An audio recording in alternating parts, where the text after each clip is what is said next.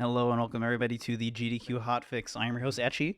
We're doing a Jet Set Radio Future Speedrun showcase. This is actually a two-part showcase. We're going to have Yamsa here running the Jet Set Radio Future 90%, and then after that we'll have a race between Yamsa and Nationus doing bingo. So two parts to it. This is supposed to be like a GDQ preview kind of special because Yamsa's run was actually going to be a backup run for AGDQ 2044, but that actually got promoted, so congratulations, Yamsa.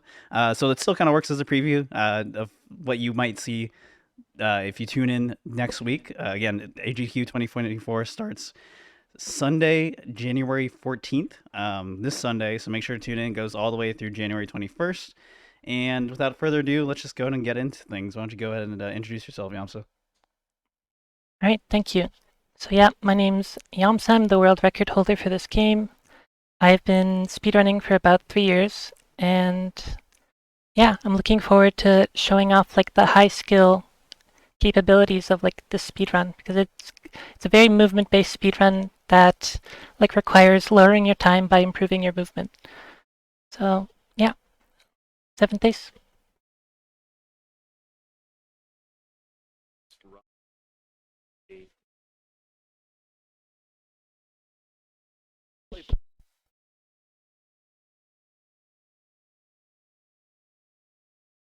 Hello, I'm Twinkachu. I'm theoretically also a runner of this game, but it's been a second since I've done a run, and I also run our bingo tournament, which you'll hear more about later. Yeah, I'm super excited to be here. Awesome. So whenever you're ready, Yamsa, go ahead and do a countdown for starting up the run. All right. Okay. 3, 2, 1, go.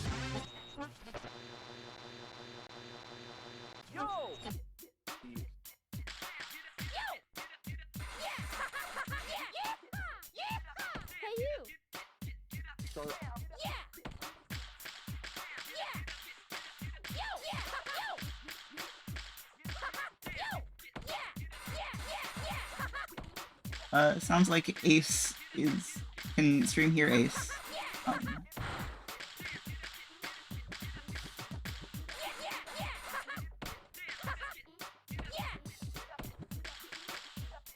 Yeah, alright, we're having some mic issues, but this is the garage, this is the tutorial level. The game is just going to walk us through the basics of movement. It's all relatively basic stuff here. Here's how you skate, here's how you grind on a rail, here are some of the kinds of jumps you can do. We are, of course, experts in the movement of this game, so we don't really need to do the tutorial. We're just gonna blow through it as quickly as possible. Some other mechanics that are getting introduced here, we've got graffiti, which is kind of the central completion mechanic of the game. Yeah. So we are playing as Yo-Yo, a member of the gang called the GGs. Yo-Yo is one of our main characters, but we'll only be playing as him for a couple of levels. In a couple levels, we're gonna switch to Gum, who is the preferred character for the speedrun. Alright, so we just blew through that tutorial level, now we're heading into our first actual level. This is Doganzaka Hill. Now we're going to put all of these cool mechanics that we just learned to use. The way that the levels in this game function, basically, you run through an area, you spray a bunch of graffiti, and then you encounter a rival skater or gang. So we're going to start by doing all of the graffiti in this area. This one's kind of just a loop. The game is getting us used to playing. Here, we're also going to see Yamsa pick up the first collectible in the game. These shiny silver things are called graffiti souls. They're not a huge priority in any percent. We just need to hit like a collection benchmark to complete the game. But there are some other categories where souls become way more important. Other than that, we see Yamsa picking up these little spray cans, which are how we do graffiti, and also how we do these boost dashes, which are the rocket boost you see coming out from the skates. Okay, hi, can you hear me? Everybody says I should, so... Ace, are you back? Cool, I am, sorry about that. Yeah, so we'll get You've done a great job talking about Slightly more runs so far. scatterbrained introduction than we were going for, but You know, skill issue on my end.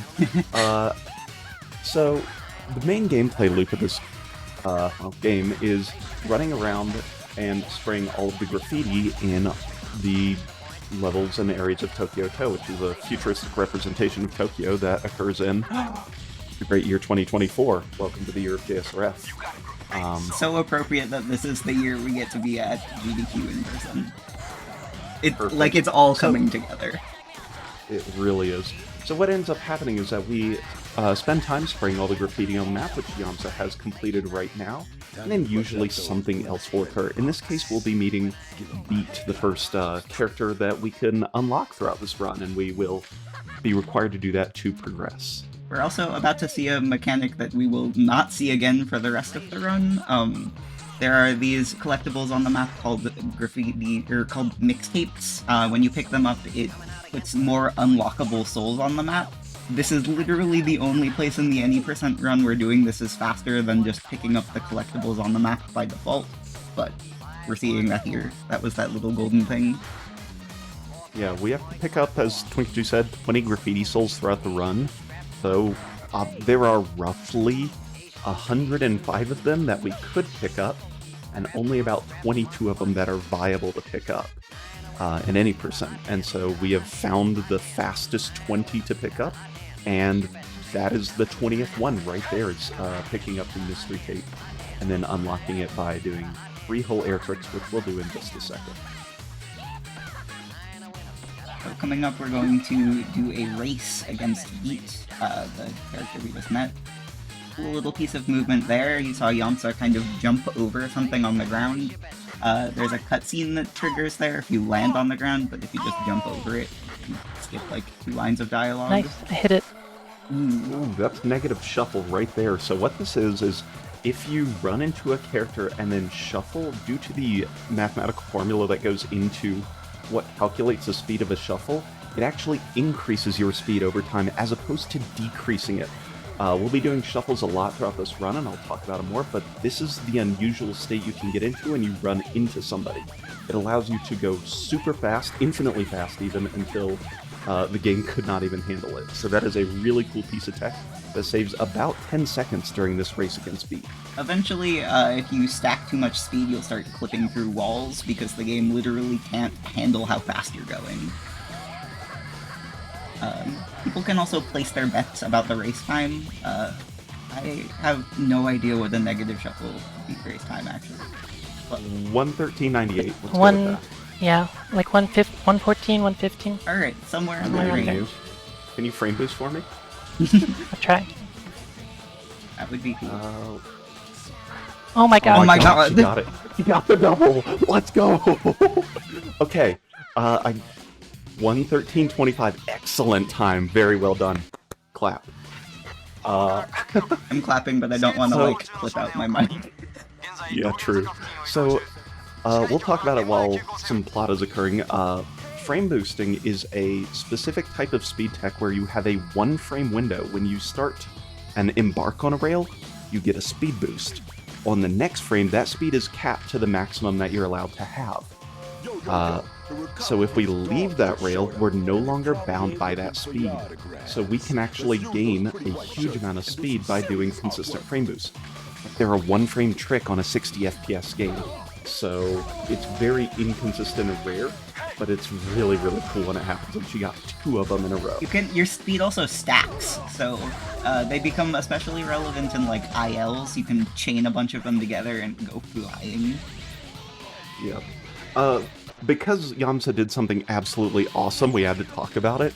The main antagonist for the entire run is the Rokaku police, which we heartily dealt with there by spraying their backs. We will solve all of our problems with spray paint in this game, and honestly, it sounds like great life advice.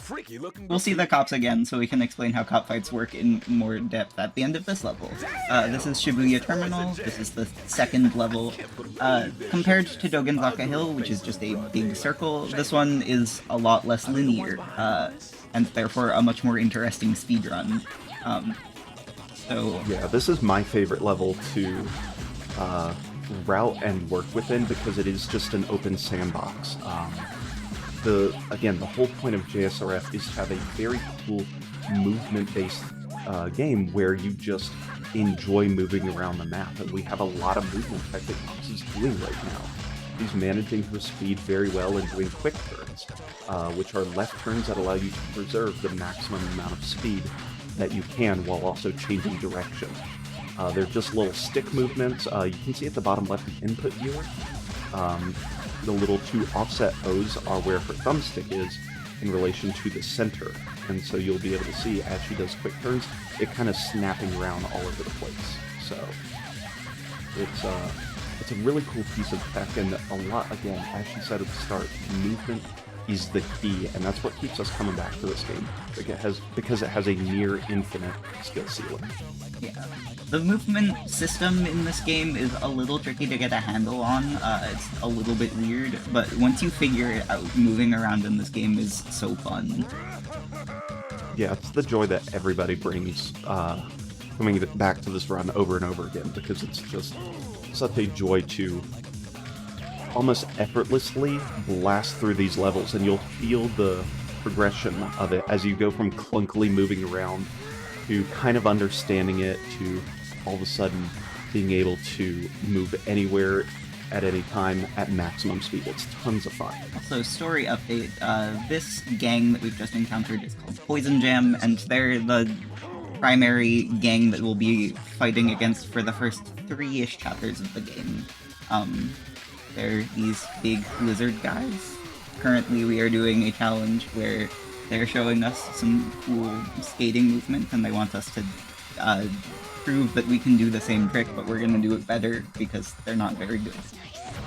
No, we're gonna do it exactly like that. I hope you're paying attention because this will be identical. Watch. Yeah, so the game doesn't really track what you do, you just have to get to the same end point. Yep, there are no checkpoints along that. There are certain times where there'll be checkpoints, and there are certain times where there are not.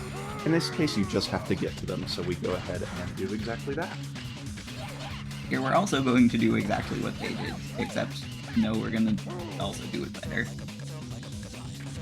Crazy. You know. Now they're going to go ahead and leave. We've done what they said, albeit in Japanese, so good, you know, for the people who can read it. Great. If not, we're here to guide you along. And now we're going to meet Combo after picking up our 4th graffiti soul of the run. Combo is going to give us a similar skating challenge, where he's going to do a sequence of movement, and we're going to do the same thing, except we're not. Yeah, don't spoil it. We're going to do exactly this, because there's no possible way to do it faster. And there's no way, there's only like 1 or 2 checkpoints that we can tap while flying by everything else. Yeah, pay close attention to this route, because we're about to do the same thing, and definitely not fling ourselves over the highway. With 10 cans, we're able to boost again, and those are well-timed to give us a maximum amount of speed. Once you jump into the air, your speed is locked. So if you jump like the frame 1 or 2 frames before the boost ends, you preserve its speed throughout the entire thing. So again, preserving speed and momentum is such an enjoyable and integral part of this run. The combo challenge at least has slightly more interesting movement than the Poison Jam ones, because there are checkpoints, but there are only a couple of them. Yep. Okay, so we will be getting into, after we expose a little bit more of the story, we will be getting into the second cop fight of the run, where we will actually be able to detail the mechanics of the cop fight instead of the thing that made Yamsa a total baller. We will also encounter one of our other kind of recurring villains of the game, this guy Hayashi in the blue coat. He's not a very good villain, but we will see him a lot. Yeah, so these cops in the kind of lightish tan gray suits can just be knocked over normally. You can just run into them and take them out. And we do exactly that. And because they're stacked up in these nice groups of 5, they just kind of topple over like bowling pins, and then you just spray their backs. And they're taken care of. And for some reason, Hayashi is not coded to be a requirement for that fight. So that's the end of it, and he gets to leave untarnished. And with that, we're into the second chapter of the game. Here we're switching to Gum, who we will be playing as for most of the rest of the run, due to her higher cornering ability, which just means you can move around in the air a little bit more precisely. Yeah, there's a lot of stats for each of the characters. There's health, acceleration, graffiti, stamina, maximum cans that can be held, spray speed, etc. We only care about cornering because all of the other stats are so similar that nothing really matters, and cornering is the most important for being able to nimbly navigate some of these sections. So later in the game, there will be a bunch of boss fights, and we'll switch to a character that can hold more cans.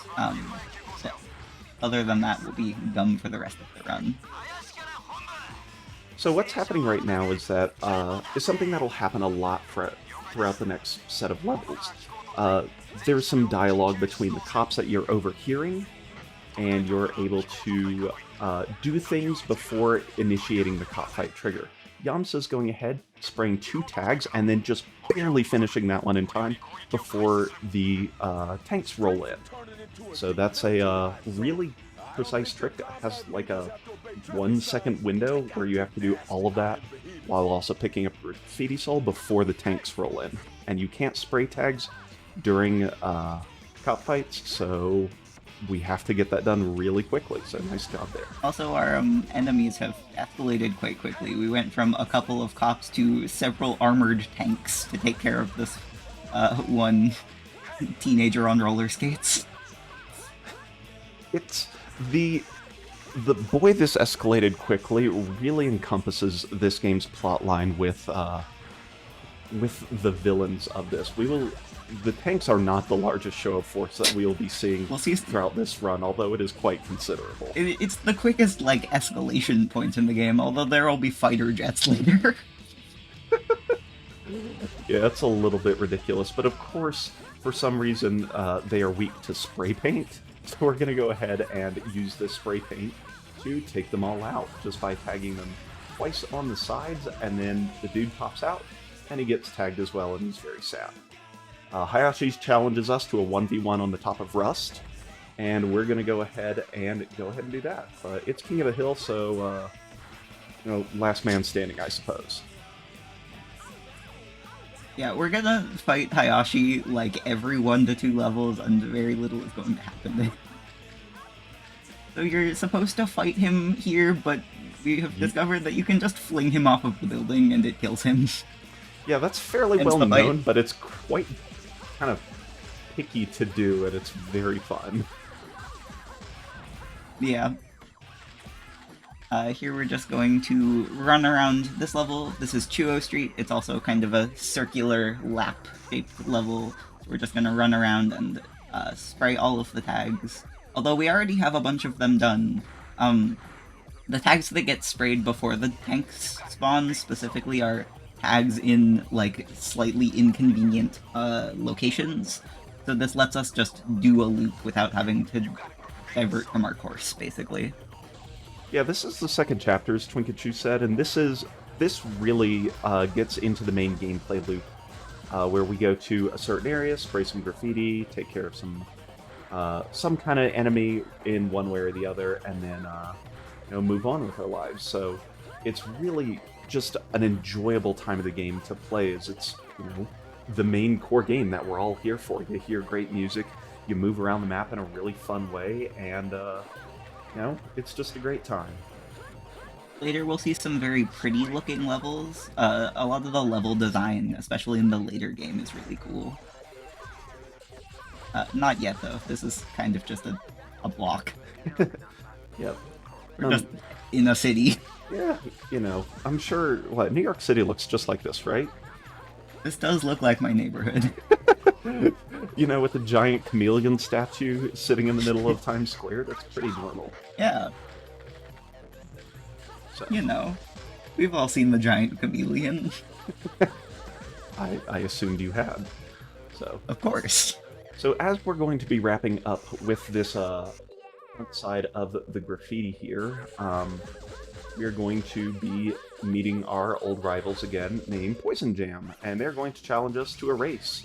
And we will certainly oblige because there's nothing better that we could do. Here's Poison Jam. They're saying, hey, you should race us.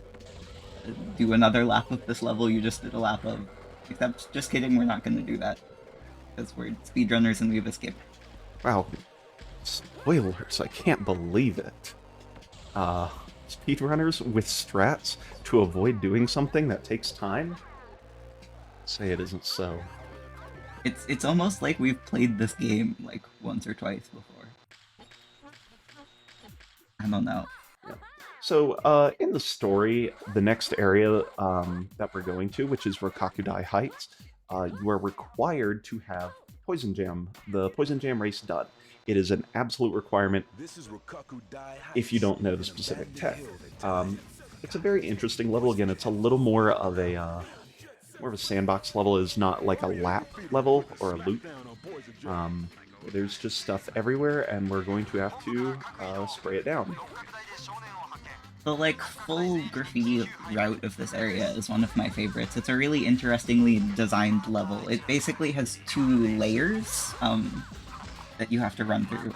And so relevant to Poison Jam, after you race them in Chuo Street, you meet them here, and you chase them around, and then they knock down the gate that lets you into the top half of the level. We haven't raced them, so the gate is still up.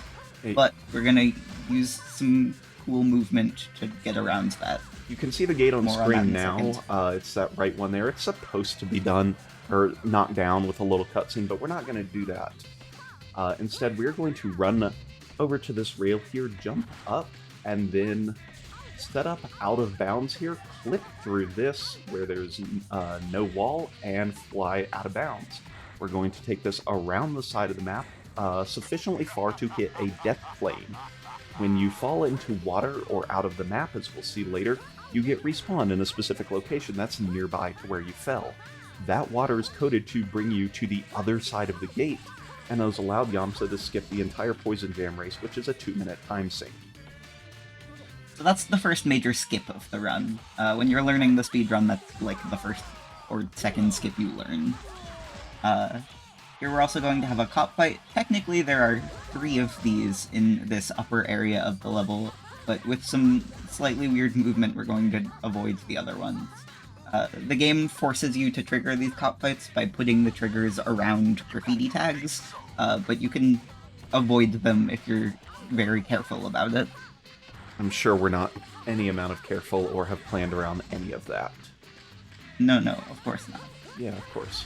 So, as we continue to climb Rokakudai Heights, we'll continue to spray down the just a bit of graffiti up here before setting up for one of those cop trigger zone hit or dodges, I suppose. Yeah, so instead of following this path normally, we're gonna jump onto some buildings to avoid a trigger, and then very carefully move around this tag, although Yamsa is good at this, so she's gonna go pretty quickly. So we just avoided the biggest cop fight in this area. It spawns so many cops that it lags your console. So, good to not have to do that. Yeah, it's the largest cop fight in the game, and my Xbox drops to about 40 FPS while doing it. It is a real pain in the booty. Again, with some clever movement, she was able to avoid it, and now we're going to pick up the last 2 tags and dodge the final cop fight with that as well, while also picking up a graffiti soul in the process.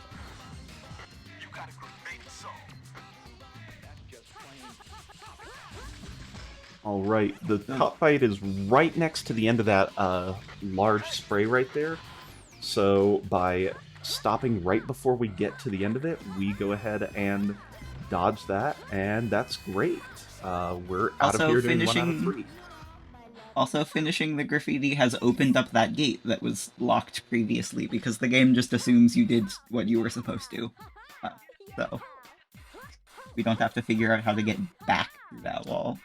Yeah, there is a way to do it, but it is a little more convoluted, so glad we don't have to do that. And now we're off to 99th Street, which is, I think, one of the coolest looking levels in the game, and I think a lot of people would agree with me.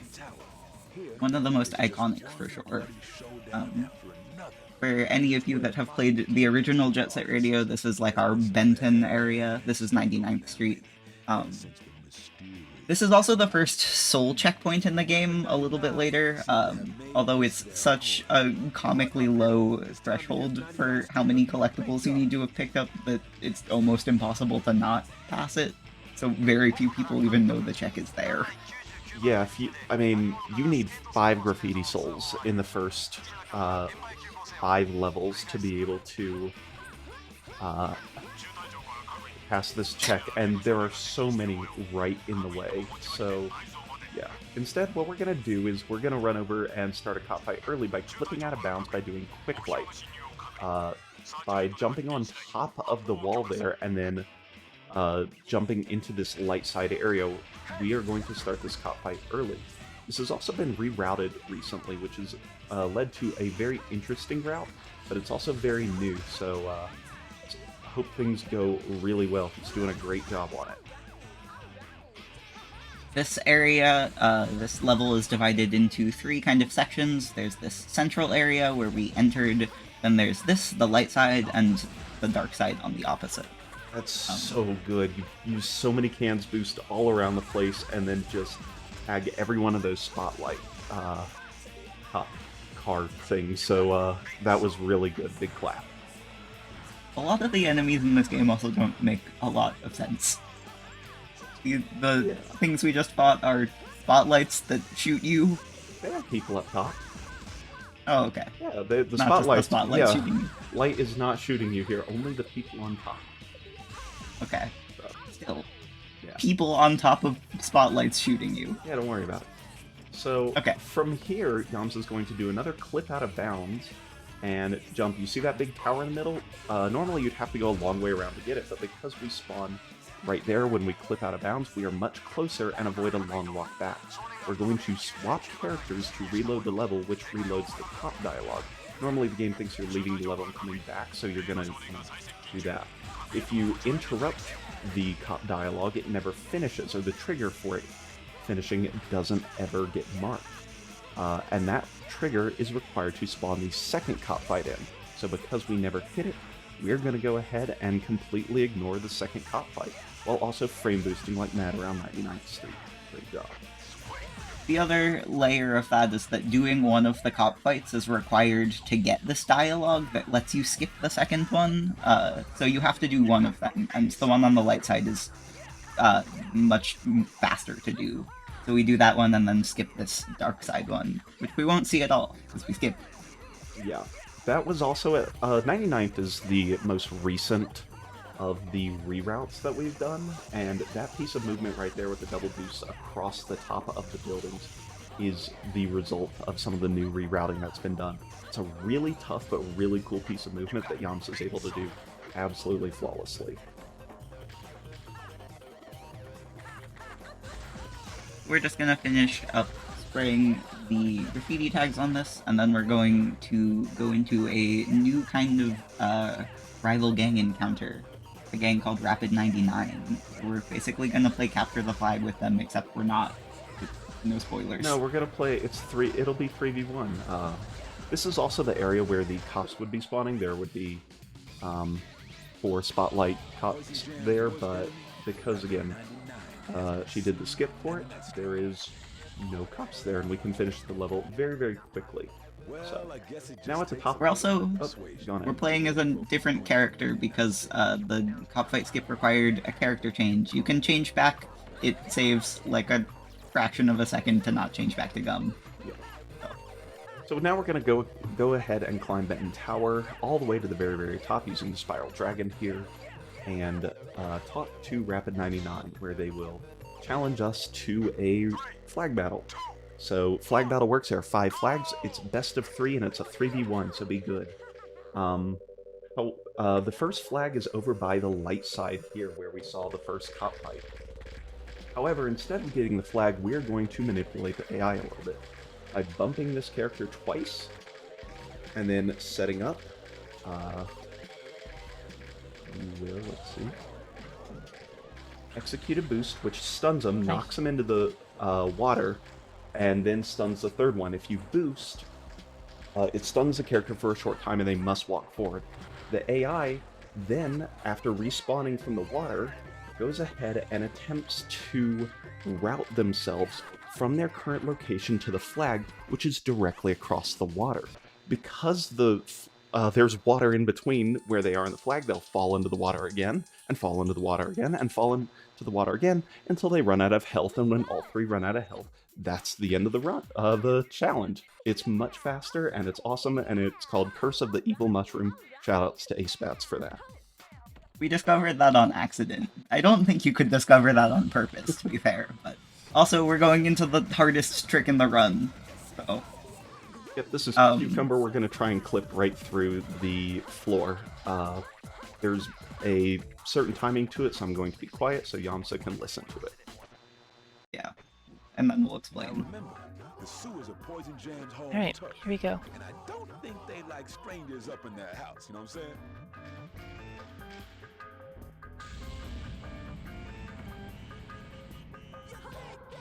It's just that easy.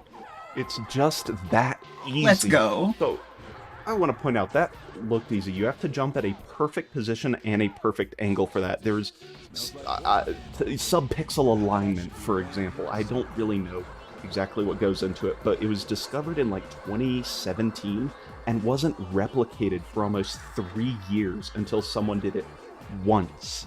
Then a whole bunch of science was done, and now we can hit it roughly 40% of the time for world record champs. This here now is the second part. That skipped the sewers, by the way. That's the Hardest skip in the game. That's the Oh my god. most painful level in the game is the sewers, according to most casual runs. And now we're into the bottom Help. point. Bottom point skip clip hardest trick in the game, actually. It really is. Right, there And we what go. we're trying to do is jump on top of this beam here and clip out of bounds. It is actually like a 2-frame window. So again, 1/30th of a second to hit that. So it's a little messy, but that warps us up because you're not supposed to be out of bounds. We only have one point where it takes us, which is right to the next plot point. So this is our final battle with Poison Jam before we meet our next rival gang. Here we're meeting their leader Cube, and then we're going to race them around to this level, Bottom Point, which is the lower area of the sewers, except that we didn't see the sewers because we just skipped them entirely. So we're going to race them around this area and very efficiently spray them down. Yeah. The tricky part of this level is that it requires 30 cans to spray down each Poison Jam, and we can only hold 30 cans at once. So you have to be super, super careful. Yeah, if you watch what she's doing through this, we'll actually spray one really quickly, go to the other side, grab some more cans to make sure we have over 30 total spent for them, like 2 plus the 30 we have in inventory, so that way we can always spray them down in proper time. This is probably it's the first Tagger's Tag battle where you have to spray the backs of the enemies, and it's probably the most tricky one to get used to at the start, but catching them on those cycles like that is absolutely flawless. Great job. That is a absolutely perfect Chapter 3. Could not ask for anything more. When this fight goes badly, it goes badly, too. The Poison Gem AI is terrible, and if you knock them off of their intended course, they'll just start running in circles where it's impossible to catch them. Yeah, it's a real mess. It is a multiple minute time loss unless you are really adept at catching them as a backup. So, that was the end of Chapter 3. That's the first main block of the run with Poison Jam and all of them. We won't be seeing them until much later, if at all. And instead, we're going to move into Chapter 4, the most mechanically difficult part of the run.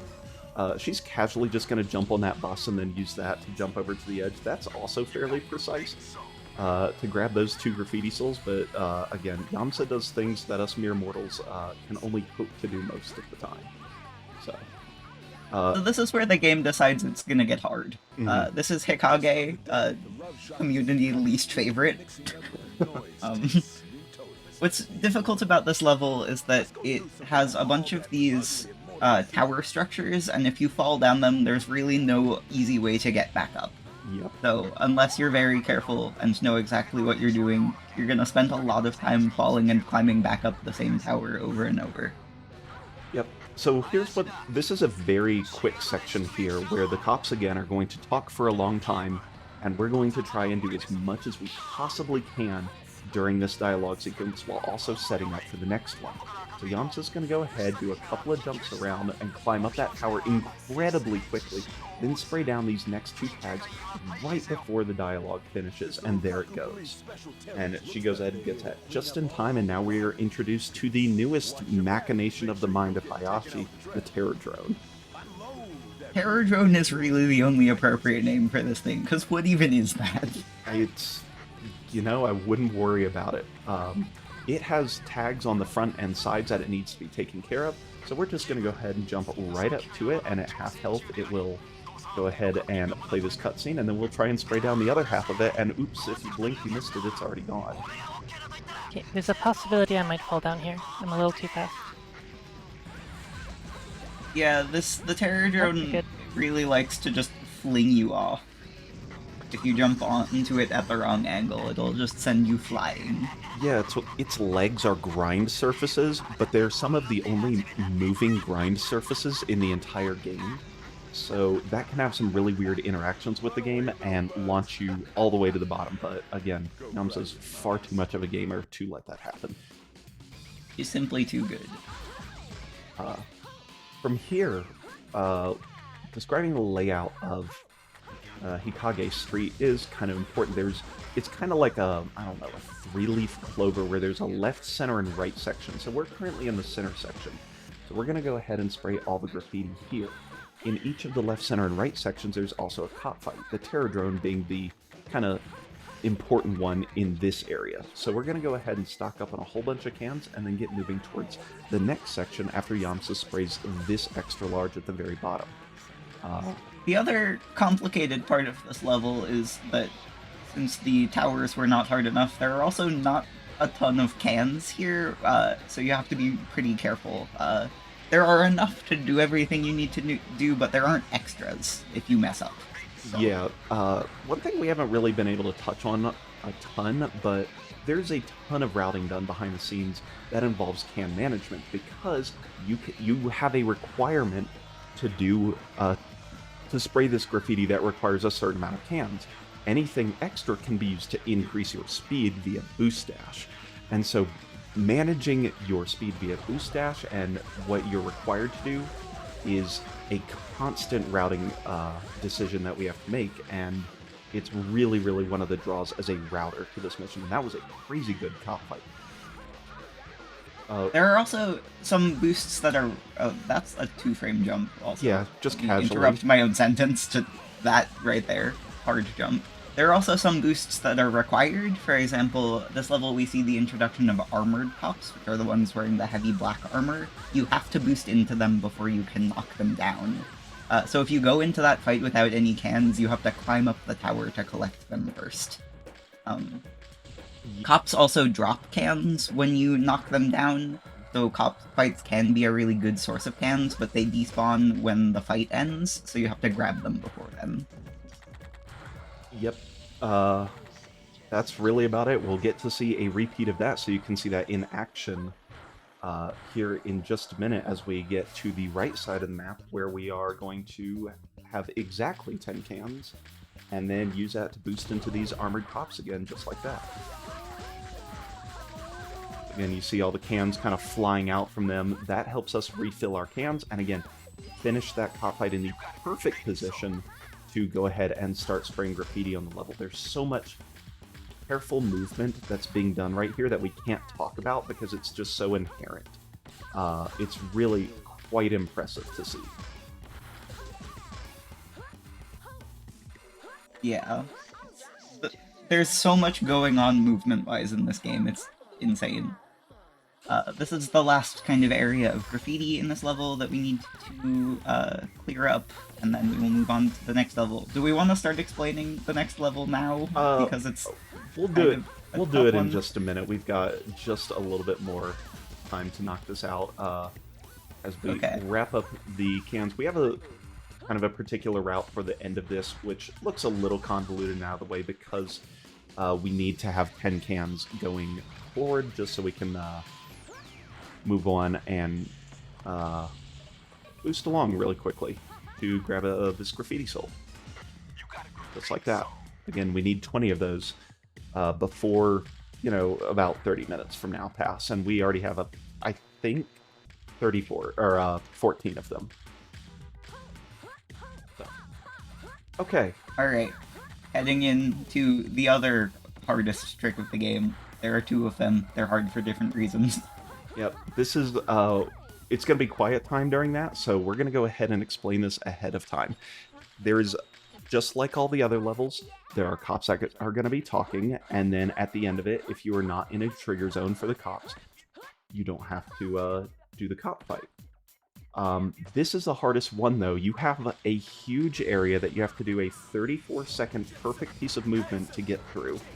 And then at the end of it, if you do it all right, you have a 1/4 second window, roughly, maybe a half because Yamsa's a real gamer, to escape the dialogue box. And if you do that perfectly, you don't have to deal with the helicopters. It is a high-intensity, very focus-intensive section, so we're going to go ahead and be quiet while she goes ahead and leaves. And then we'll explain what happened afterwards. But everyone watch this cool movement. With the noise tanks controlling the Immortals, they've managed to spread their turf all the way out here. Bury all the Immortals graffiti in your own paint.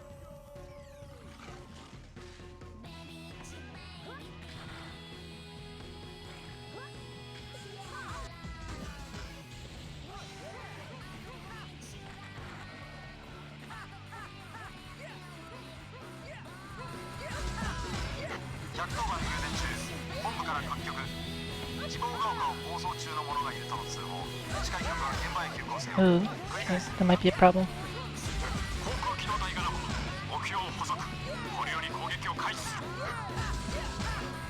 It's really close.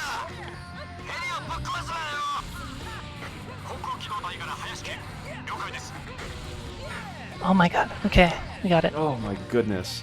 It's good! That was like 1 frame or something. It was really close. Yeah. So for reference, I'm a fairly practiced runner on this, and I understand what goes into heli skip. I did not see the oh no mistake that led into making that so close, but she had just the slimmest of margins to make that. That was very good. Please clap. Yeah, so if you don't exit that area fast enough, a bunch of helicopters spawn, and you basically have to do 2 laps of this whole area. But we did it fast enough that we don't have to do that. Yep. And we don't have to fight the helicopters. Yeah, thank goodness Well, they assuming are. I do like the second half. Yeah, but the second half's easy. I mean, it's very difficult, and we'll make sure to describe it as such. Everything you do is literally God tier. Yeah, so there have been a bunch of variations on this skips route. You have to get all of these tags in the start area. You can do different numbers of laps around the area based on how fast you can go around it to get all of the tags. But more recently, we've developed a strategy where you do half of them, and then do the rest of the level, and then reset the level through a character swap when you get back to the start, and then do the last tag or 2, which saves time, but makes it a little bit scarier. Yep, that is exactly what she's going to do now, so we're going to go ahead and jump on down and grab a couple extra cans, because again, timing is going to be very tight. You only have, I think, a 1 to 2 second window on this. So you boost up and go ahead, grab extra cans, hard quick turn to the left, and then spray this extra large graffiti on rails, jump across to the large, again is fairly tight, and then you jump over and spray the extra large here, and if you do that before the cop finishes talking about whatever he's talking about, boom. Even though you're in the trigger box for the cop zone, it no longer exists because it already, you're already done with all the graffiti, and that loads something else that does not have that cop box trigger. Great job on what I would consider to be the overall hardest level of the mission, and a frame boost to exit for posterity. Of course. Yeah, so Cucumber is hard because it's an incredibly precise trick, but it's just one thing that you have to get. Heli Skip is like a sequence of incredibly precise movement that you have to execute perfectly over a couple of minutes, which makes it kind of a different beast. Yeah, you have to be, again, There are things some people are better at than others, but to be the GOAT, you need to be able to do all of them, and Kamsa's done them to perfection so far during this run, so it's really, really impressive to see.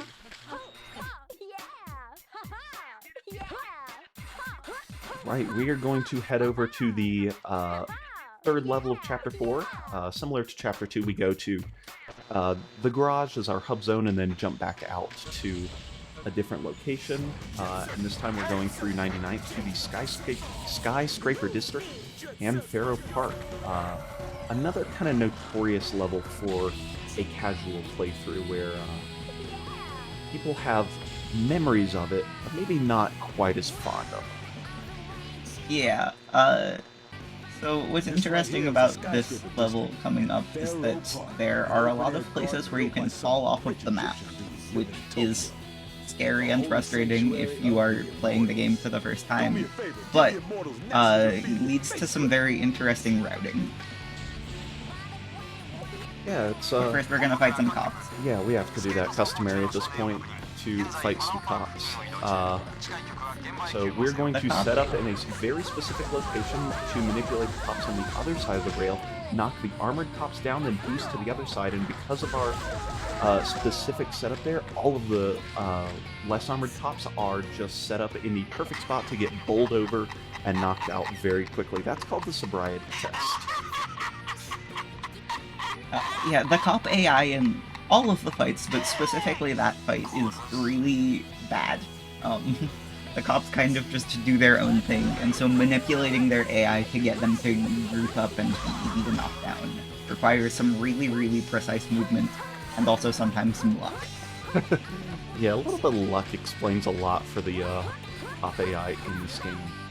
Now, Skyscraper District is very different than a lot of the other levels we've done so far. This is the largest level in the game. It is huge, it is wide open, and there are tags spread far and wide. So what we're going to do is actually use Death Warps. Similar how we did in Rip, Skip, and RE8 earlier, we're going to go ahead and abuse the zones where if the game thinks you're falling off the map, it's going to teleport you somewhere. So for example here, if Yamsa just boosts and falls right here, we barely catch the edge of a death box and warp right to that tag there. We're going to go ahead and jump over to this large tag and then grab some more cans and death warp right back to the center where we're going to go out and do some more. So it's a really cool route. This route is all about very precisely throwing yourself into the void. People have made maps of all of the death planes in this level, and they look crazy. Yeah, it's a light show trying to look at all the death planes. It is a wild-looking map. I want to shout out Jabro, one of the original creators of this route. This route has been unchanged for, I think, 8 years now, with the exception of exactly that trick, which is just how do we get there more efficiently. This route has stood the test of time and has been the optimal thing to do for almost a decade now, so really nice job on that route. Also, shout out to that clip Yamsa just did, it's called Onion. We have a bit of a vegetable theme in trick names. Why is it called Onion? Because you go through the building that has layers. Oh, okay. Onions do have layers, of course. Yeah, that building is just like an onion. Perfect. Again, Yamsa's just throwing herself into the void repetitively for minor time saves at the cost of health, but again, if you know how to manage your health, and especially with the additional safety taken here, there is almost no risk to just throwing yourself everywhere and seeing where you end up. It's a little disorienting the first couple times you do it, but once you understand the death planes, it is really fantastic as a tool to navigate this level. So, we're going to go ahead and finish up here, do two more death warps. The first one here is a boost right around this corner, and if you just hit that just right, you get around the corner. The game thinks you have fallen from elsewhere. You're able to pick up the remainder of these cans, which will leave us can perfect to go ahead and finish out this level. Normally you'd have to jump on the billboards there, but if you go fast enough, you can just jump there directly, and that's the end of sprays in SDPP and for the game. That's all 193 sprays done. Yamsa is going to boost out of the map into the farthest void, and if you go outside the map, it will actually just respawn you at the center at Pharaoh Park, which is conveniently where our next thing that we have to do is. The Immortals rise from their tombs, and we have to challenge them to a Tagger's Tag fight. So we're going to go ahead and get into this fight and spray down all 3 Immortals. In a very real and significant full-length fight. Yeah, so that was... I actually haven't seen that before. That was some kind of quick Immortals. Oh my god, I hate you. I had to. And that is an intended mechanic. I could not for the life of me tell you why, but that is an intended mechanic that fight ends early because we will go to the farthest out section in this area and go fight them in Highway Zero, which I think is also one of the cool looking maps of the game. Not like we'll be able to see a whole bunch of it. It's, yeah, a shame. This is one of the coolest levels, and you would see it for like 10 seconds. Yep. Lore update, Yo-Yo got... We couldn't actually play as Yo-Yo this chapter because he got himself kidnapped. So there he is in a cage. He goes ahead and hits the trigger to start this fight for us, and we boost directly into the first Immortal and spray it down. Despite their name, they actually require the least amount of cans of any enemy in the game to defeat, which is a stroke of irony, and we are done with that fight in less than 20 seconds. Technically, the Immortals are like this chunk of the game's primary gang, but we encounter them way less in level than we did with Poison Jam. Yep. We'll see them again, though, in a couple levels. Plot update.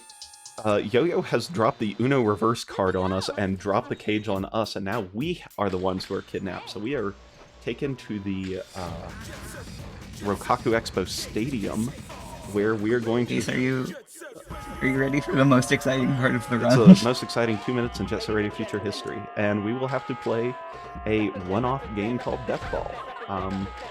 First, we need to do some practice. Yamsa clearly is unprepared for this part of the speed run, and so we're going to have 2 minutes of practice. Let's see what we do for practice. We're gonna go stand in the corner. That's what we're practicing. We're gonna practice running passes with Jazz. Oh my goodness, wonderful. Doing the game as intended. So, the next section of the game is called Death Ball. The objective of Death Ball is to complete a lap with you and your teammate while holding the ball for that entire lap. If the ball touches the ground or is intercepted, then you have to pick it up and start essentially a new lap over again. It starts wherever you pick the ball up at. Where's she going? Go. Actual Jazz time loss back. by pausing in the auto-scroller? I wanted So to negative shuffle and she's just running away. Oh, man. Yes. So, So this is like a mandated 2-minute break period. You have to sit in this 2-minute practice time. There's no way to skip it. yeah, you're supposed to, because it's a new mechanic, you're supposed to, practice with Jazz and throw the ball around and do all this stuff. There are a couple problems with this. First, it is a perfect auto-scroller. There's no trigger for how many passes you have to do or anything. It is simply 2 minutes of waiting. And the second thing is, if you haven't inferred from the JSRF AI so far, they're just not very good.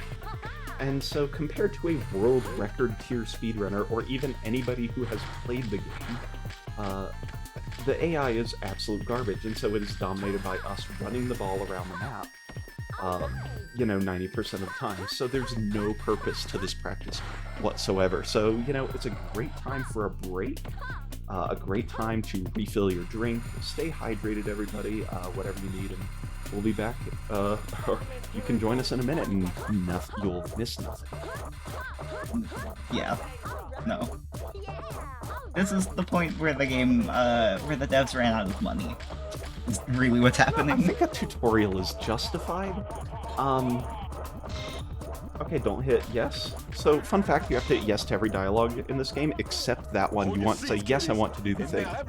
That dialogue with Jazz says, do you want to practice again? The only dialogue you have to say no to. So if by force of habit, you say yes, you get to do that 2-minute section over again, because it wasn't fun enough the first time. It is a rite of passage as a new speedrunner of this game to lose a run that's on good pace to accidentally saying yes to Jazz and getting sent into 2-minute timeout. Perfect. I've actually never done it because people are like Sure. Because so like alert about not doing it. Like, everyone says not to do it, so hyper focused. I've seen multiple people do it. Yep. So, again, this is the start of Death Ball. First off, we're against the Doom Riders in a 2v2 race. So what we have to do is pick up the ball and run a full lap around the map. So we're going to do exactly that in a completely normal and not at all clipping out of bounds way. So by clipping out of bounds there, which is actually, I think, the most known out of bounds because it can happen accidentally, we go right here, and then we jump up and follow the map markers. If you see along the bottom, our portrait has to keep progressing, and it only does that if you go through invisible checkpoints, kind of like Mario Kart. If you don't do that, you get frozen in place, as it would be right now, and there are no checkpoints out of bounds. If you warp out of bounds past the halfway mark, the game assumes that you are closer to the end line than the start line, and so it will warp you the rest of the half lap needed, and that's the end of the race, because that's where we picked up the ball to start. Very normal getting caught, of course. If you're playing Death Ball as intended, it's kind of like roller derby, except that if you're trying to be fast, it's faster to just grab the ball and run. Yeah, again, the AI is not particularly fast or good, so yeah, we would normally do it all ahead of time. So we're going to do that 2 more times, and it will look identical to that. We don't interact with anybody. We don't do anything. So The Immortals are back. wow. These guys. Anyway, That's it. The other 2 gangs, we don't see again in any percent. There are some, like, post-game races and challenges you can do with them, with the other 2 gangs, and they're unlockable characters later, but in any percent, we're never going to see them again, so don't worry. yeah. So again, clean jump up, clean clip out of bounds, use the wall rides for extra speed, do it however many times, and then jump up and warp out of bounds. This is... yeah, this version of the strategy is a newer one. Previously, what you did is you did the first race normally, you just ran the lap. And then for the Immortals and the gang that we'll be racing against next, they have the lowest health of any enemy in the game, so what was faster was to clip out of bounds to break their AI and then punch them to death. Yeah, precisely that. If you run into them, they take 5 damage, and with 60 health, you only have to hit them 12 times.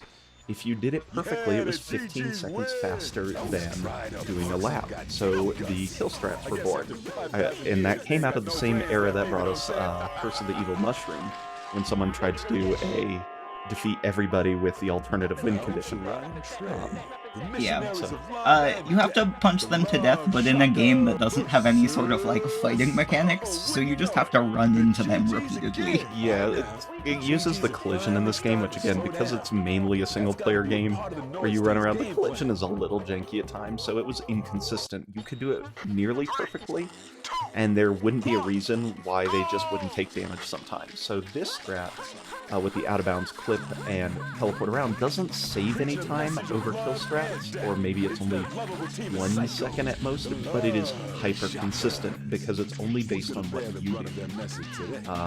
Rather than relying on the collision. You get it in a second. Yeah. Yep. So, yeah, these are the Love Shockers. They have a pirate eye patch because they're cool like that. You want to be cool, don your pirate eye patch and tell your foes to die, because that's that's what they say in English. That's it. They're telling you to die. There it is. Yeah. So kind of them. Clearly, they are the nicest people that exist. Because this is the 3rd lap, and we do preserve our cans, for what happens next, we go ahead and grab all the way up to maximum cans for the final race, so it costs us 1 second to save a couple seconds later. And all of a sudden, oh my goodness, who has ambushed us but the Spotlights and Hayashi himself? And boy, he is so happy about that, he is going to tell us all about it. This is the longest, not the longest cutscene in the world, but it does end with Hayashi laughing for an uncomfortably long amount of time. Comically long amount of time, even. Yeah, in English he goes on and says, sometime, someone was kind enough to let me know you were here. Now's my chance to finish you off once and for all. This time I'm prepared, so don't think it'll go down like last time's little guinea pigs. Just accept your fate. Ha ha ha ha ha. But instead in Japanese they added 15 more seconds of just maniacal laughter. Oh, and we shouldn't try any funny business either. So. Yeah, this dialogue block is like a copy pasta in runners' Twitch chats a lot of the time. We also see the return of the terror drone. It's on the ground this time, but it's back. They cleaned all the spray paint off of it. And I'm sure we'll be able to defeat it in a new and unique way. Oh, good. Anyway, so we have two sides in the front to spray with graffiti, and it's going to be defeated. But this time they added an underbelly that you have to spray, and oh my goodness, there it goes. Goodbye.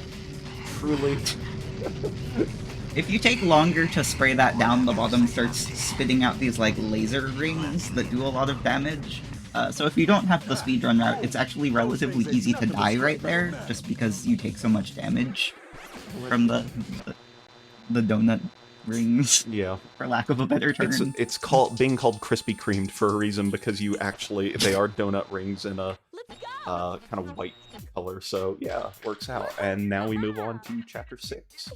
The most exciting chapter of the game. Yeah, there's so what we're going to be introduced to is the noise. Well, we've seen the noise tanks in the chapter 5 cutscenes at the Deathball Stadium. They have all these noise tanks, and they are rioting in the street. I don't really know. They're causing general mayhem and ruckus, and we have to run into them and take them out. Also, when you run into them, they explode. Yeah, you have to blow them up. Yeah, there are 412 of them that exist, and we have to blow up 200 of them. So we have plotted out the most efficient 200 noise tanks to get. Nobody has made a better route in the last 7 years, 8 years. Again, this route has stood the test of time. And also that the graffiti soul Yamsa just picked up on that rail there is the one that she unlocked by picking up the mixtape in the very first level. So you unlock it right at the start, and then you pick it up here when you have to revisit the level anyways. Yep, and that's the last one we actually have to pick up. That's number 40, or 20 technically. You start with 20, so it will say 40 in game.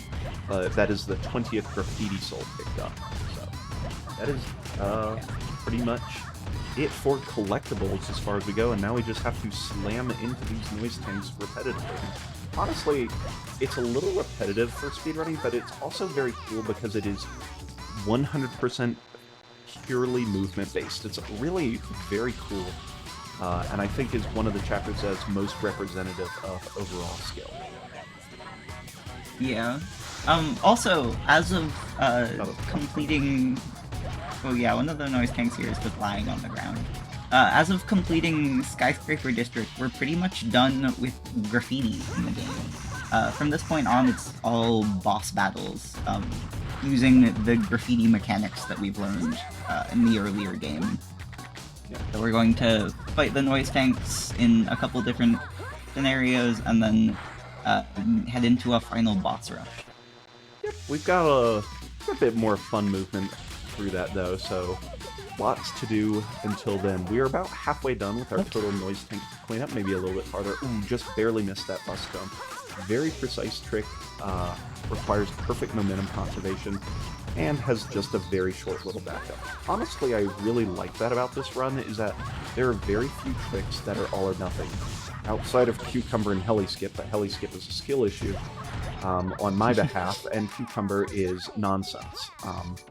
One of the things I really do like about this run is that there are beginner-friendly alternative strategies, and there are backup strategies, so if you don't want to do the absolute Yamsa-goated fast route, you can still be very, very quick and have a little bit easier of a time doing it. It's a pick your own difficulty, pick your own speed kind of thing, which I really do enjoy a lot in my speedruns. Yeah, when I first started running this, I heard someone describe the speedrun as having a very low skill floor, but a very high skill ceiling. So learning the basic route isn't that hard. There are only a couple basic skips you need to know, and then everything else there are different tiers of difficulty, but also there's a ton of optimization in everything from your routing and the tricks that you choose to do, but also even just in how you move from area to area. There's so much room for optimization.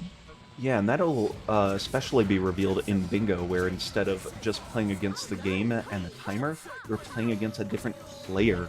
And so all of a sudden you both have that kind of speed tech, and being able to outspeed your opponent by frames to small numbers of seconds is a critical skill.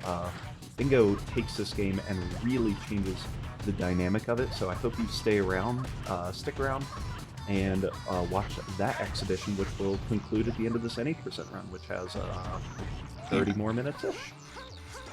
Maybe less with cutscenes down. Yeah, and we're also just about done with this noise tank cleanup. That dialogue pop-up we got at the bottom was saying that you have to get 10 more to go. Yep, after we get 10, gotten 10. Yeah, the 10 to go, you count to 10, so the last one you hit is the one closest to the exit, so that's really nice. That's the hardest part of the run, counting to 10. Don't mind clipping directly through that wall. None of these walls actually have side collision, so if you do that, you can hit this death plane really quickly, and that warps Yamsa directly up to a section that normally would take a lot of time to get to, and she's going to talk to Poison Jam. He looks very out of breath and defeated, and he says, your friend Yo-Yo in the Skyscraper District, who is that guy? And he got his butt kicked, so we're gonna go see what the living skill issue Poison Jam had, and go deal with that problem. In the coolest looking area in the game, Sky Dinosaurian Square, which is a roller coaster full of dinosaurs. Yeah, what, like, this is Jurassic Park cross Six Flags, and it's amazing. You do have to respect the creativity of, like, okay, we're designing this skating game and we need a lot of rail-centric levels. What would be cool? A roller coaster is a really genius interpretation of that. Yeah, this is really good. Yamsa, do you need a quiet time for this run? Or this? Should be okay. Cool.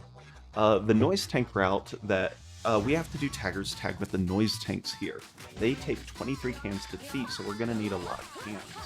So what Yamsa's gonna do is go ahead and jump and hit the middle noise tank first, as well as picking up the cans on the left rail. Boosting over allows her to then speed up and catch up to the second noise tank or the front noise tank. However, we need more cans, so she's going to jump across and then jump back to the rail to finish off the final noise tank. Now we only have 15 cans, so she's going to jump off the rail entirely, fall down, and then pick up these blue cans here, which get 5 apiece, and then catch up and hop back on just in enough time to spray the final noise tank, and that's the end of it. And she even grabs the 15 blue cans at the very end while he was falling off and the mission was completing. Perfect noise tank fight. That's the craziest version of that route. There are routes where you don't, like, drop off of the rails, pick up cans, and then boost back onto the rails, but that one looks so cool when done correctly. I think Yamsa's the only current runner that does that route, and it is good Ryomi stuff. does it as well. Oh, Ryomi does it as well. Cool. Okay, so 2 of the top 3 runners do it, and that's it. I remember when that route got proposed, all of us were like, what is this? This is terrible, I hate it. Shout out to Nay. Nay in chat, Nastriness in chat is responsible for our craziest looking strats. Yep. Nastriness will also be on for bingo later. So. Oh yeah. You'll see them in a minute. Was that not you? I Don't thought say that was no. you. I thought it was you. Regardless, Clutch, this is the checkpoint where we need our 20 graffiti souls picked up, and Clutch steals them and runs away. We have to go on a mad chase to try and catch him. He's going to start in Kidogaoka Hill, the place where we skipped the helicopters earlier. This character is the community unfavorite character. He shows up and he steals all of your collectibles, and then you have to chase him. Yeah. Real annoying. Yeah, so we have to go chase him down, and you only have a minute and a half to go chase him down.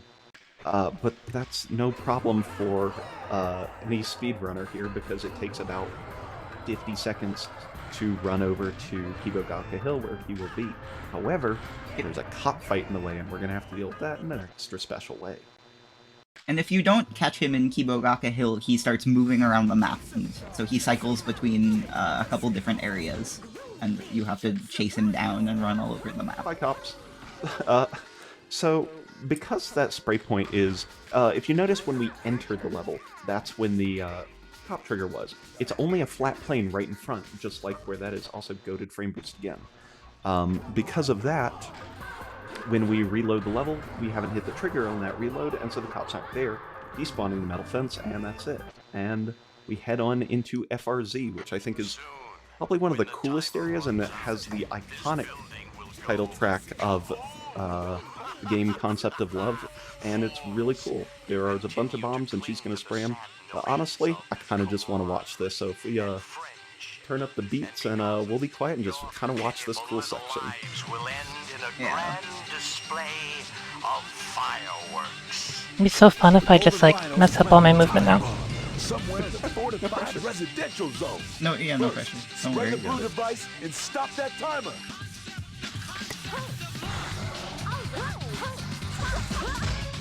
First, spray the blue device to stop it.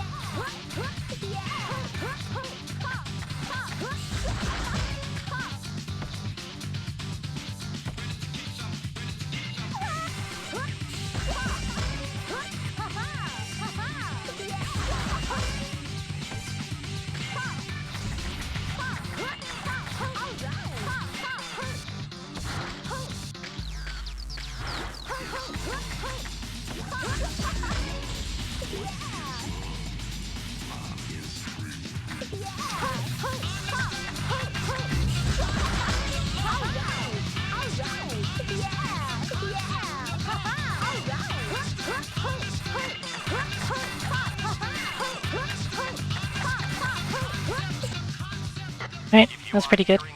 Yeah, that was An 05? fantastic.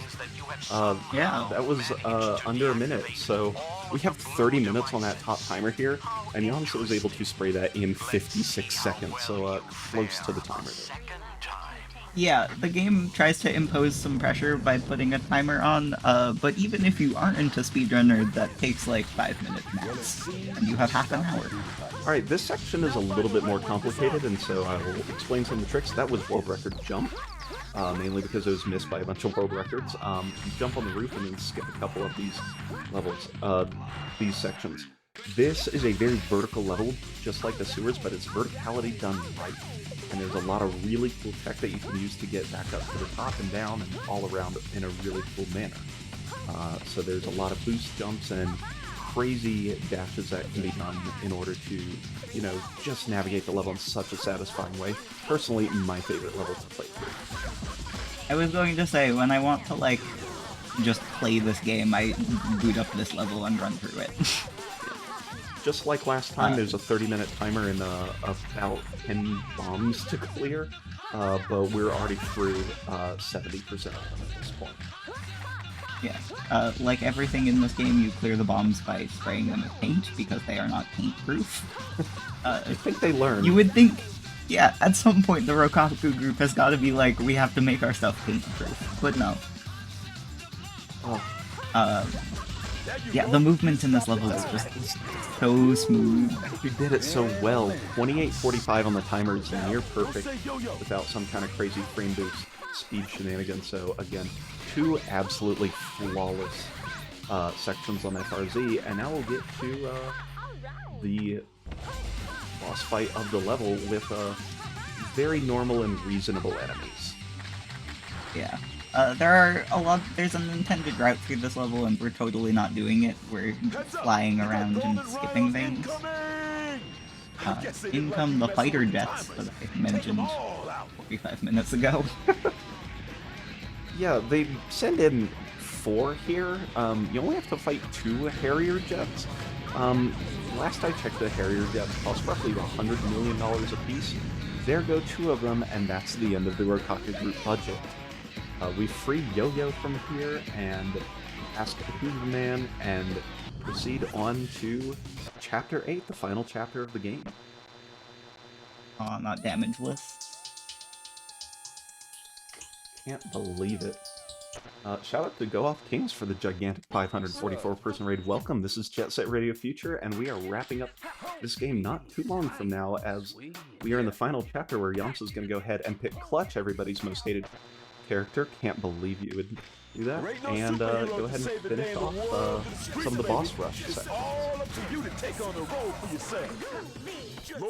Yeah, we're switching to Clutch because he can hold 35 cans, which is super helpful for defeating all of these final bosses. At this point, the Rokaku group is sending in their, like, specialized police fighters. So we're going to fight a couple of them. The regular cops that spawn around the map now, too, are also much more heavily armored, but we're gonna avoid most of them, so it doesn't matter. Yeah. The imagination really kicked up to 11, and that's kind of a kind way of saying it. This dude is called Claw Guy, as we refer him to. He's probably got a real name, but... Yeah, but he has claws on his arms, and they extend in a crazy and wild way. So we're going to get into a long and protracted fight with him, where we're going to immediately boost him down, spray him a bunch of times, boost into him again properly, pick up the cans he dropped, and then spray him down immediately without ever having to interact with him or his claws. Sorry, R.I.P. And then he's gonna get blown up, which we're gonna just move right past. Normally, in this fight, Claw Guy's arms shoot out and grab onto buildings, and you can grind on his arms and, like, knock him out of the air and spray him. But we killed him so quickly that he didn't have a chance to do that, so... Yeah. So, now we see Zero Beat running off, and characters running off into the distance as the camera follows them generally tells you where to go. So we see Zero Beat kind of exiting the level.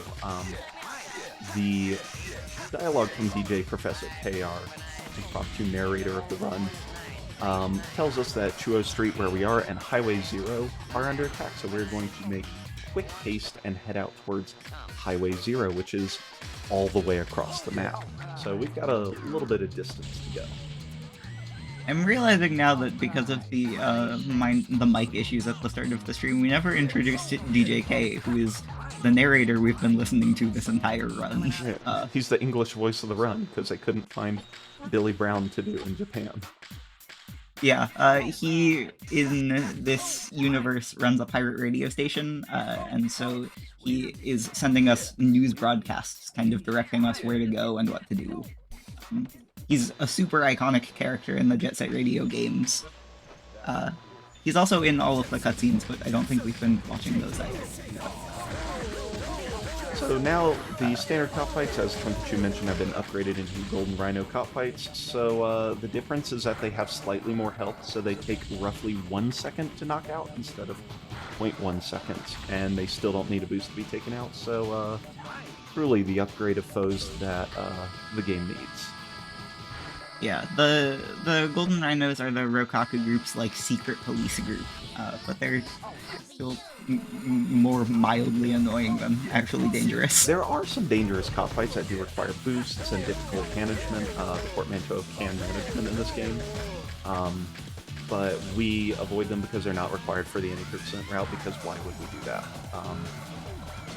Yeah, the most interesting cop enemies that you'll encounter are the ones in giant teddy bear costumes, which are much harder to kill and do much more damage, but, like, we'll see some of them spawn in, but we're not going to actually encounter any of them. Yeah.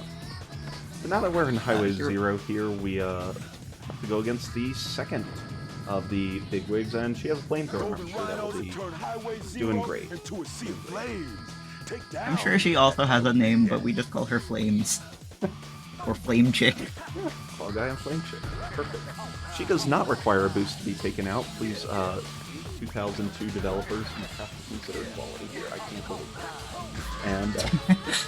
And she gets taken out exactly the same way. I guess there is equality after all. 2 cycle defeats is perfect. And in a similarly gruesome fashion, she is crushed by a billboard because,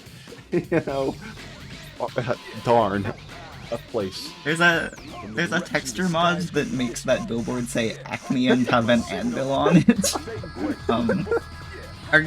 This game also has a really incredible modding scene, from everything like texture mods like that to some much more intense game mods. Yeah, you can actually see one of the game mods here at the top left of the screen. We do have the in-game timer, which records our game performance in frames rather than real time. Because this is an original Xbox exclusive game, and Xboxes are notoriously inconsistent at times, some Xboxes would load a lot faster than others, and people back in the day got world record solely on loads, which didn't feel really good, so we got the help of some very helpful mod makers and named Fuse, and he made us an in-game timer mod, and now we don't have that issue anymore, and the game got a big revitalization from it. We're headed into the weirdest boss battle. Maybe not the weirdest, but one of the weirdest. So this guy that we're chasing is called Zero Beat. We'll see him soon. He is leading us into this area that has been previously locked. Is the future side of the Tokyo line or something? Correct. Yeah, and we see DJK here, and he's going to tell us about this strange-looking machine, which honestly, big facts. What is this? There are pipes leading to nowhere. It is just launching fire in the sky. What are the things on the front? It runs on rails, so we call it a train. They have also kidnapped DJK's entire, recording booth. His whole radio booth is just in the sky now. So this thing that is ostensibly a train is going to electrify the rails, so we have to be very careful to avoid that, because it'll stun us if we get electrified. But Yamsa is good and is going to not do that. Yeah, this is actually the hardest fight in the game as a casual player. The only way to move is via rails, and the train is faster than it. And you can get hit a lot, and it's a real mess. It can take 20 plus minutes, but Yamsa cleared that in 40 seconds because routing is amazing, and being able to press buttons well is a skill she has. That specific way that I killed it is a new strat. I used to do it a much easier way. You can see as the cutscene ended, I took damage. It's a very small margin of error strat. Yep, yeah, definitely. And one of the big parts of it is how it interacts with the next sequence, which is a tagger's tag battle. And because the cans that you take, that you end with in the train fight are preserved here, it creates a really interesting routing scenario where we have to manage our cans not only for the train fight, but also route that into the upcoming fight here against Zero Beat. So this is where the game goes completely off the rails. If the pun. train wasn't weird enough. Yeah. Here we meet our actual overarching villain, who has been the bad guy this whole time, but we haven't met him yet. Who has created this tower that is just sucking all of the citizens of Tokyo in. And we're going to stop him, because that's no good. He's doing evil monologuing, and of course, evil monologuing is not what we want. So we are going to eventually attempt to put a stop to him and save all the people that are being absorbed into whatever you could imagine this tower to be. Honestly, incredible design work on these. I could not come up with a design like this in 100 years. What are these arms for? They don't do anything. This tower can't move. It's just waving its arms like a squid suspended 50 feet off the ground. What is going on here? I love it. There's a black hole in the background. What more can you need? This and the final boss battle do look like some sort of very weird drug trip. So, before we go into the final boss battle, we're going to fight these two Zero Beat robot guys, who are, I think Goji calls them his sons. Endearing term, I suppose. Sure. And we have to take them out in attacker's tag battle, just as we've done with all of our problems in life. Yeah, so we're gonna run around Shibuya Terminal again, second level in the game, except this time it's night, so it looks extra cool and spooky. And we're going to spray these guys down. These guys are also kind of annoying to fight because they can knock you over, and they're kind of hard to catch up with, but no problem. No problem. An expert Yeah. gamer. For a god gamer like Yamsa herself.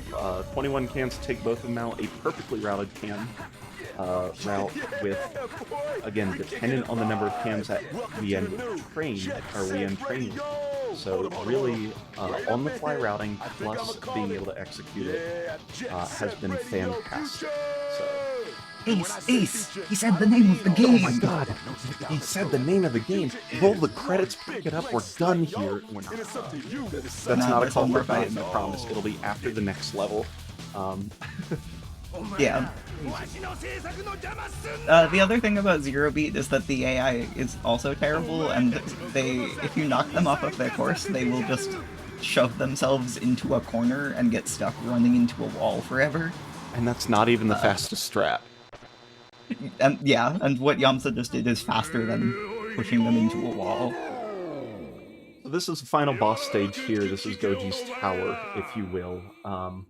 It is The aforementioned drug trip level. Yeah, if you actually like, a serious disclaimer, if you have motion sickness or things, like, genuinely will be done in roughly 120 seconds. So please, if this level makes you feel weird, just go ahead and pause. We have to climb to the top of his tower and knock him out, and we're gonna do that in fantastic time as he goes full Super Saiyan and turns into this thing. Goji does his magical girl transformation. Perfect. And becomes Akamu, the final boss. There are all these ninjas at the bottom. They're annoying if they grab onto you, but we're gonna just not let them do that. Yeah, they're the cop equivalent in this bizarro world. They get knocked down, they give you cans, but they can't be sprayed because they're supposed to be used as a source of damage. Oh my god. Well, that's okay. Rip. It's hard. Yeah, so Go on. the hard part about this fight isn't the actual fight, it's figuring out how to get up to this platform. So if you know the route, like, it's not that bad. You just have to boost Goji down twice, unlike previous enemies, which we've only had to knock out once before you can start Such spraying. innovative mechanics. I know. Crazy. Yeah. It really is the final boss. Yeah, so that turn into boost is actually kind of difficult because you can't see the final boss until you do it. Just like that, hop into boost, into spray the enemy down, and once that health bar depletes and the screen fades to black, that is the end of the run. And so we see our final in-game time displayed here. We see a breakdown of all the souls we got, and then we get to watch Akamu dying very gloriously and dramatically. That was so fast for a marathon run. Yeah, that was like pretty good. I got most of the skips. Or all of them, I think. Yeah. GG's. I saw my life flash before my eyes during Alley skip though. Like I thought I was going to miss it. Ellie Smith does that too.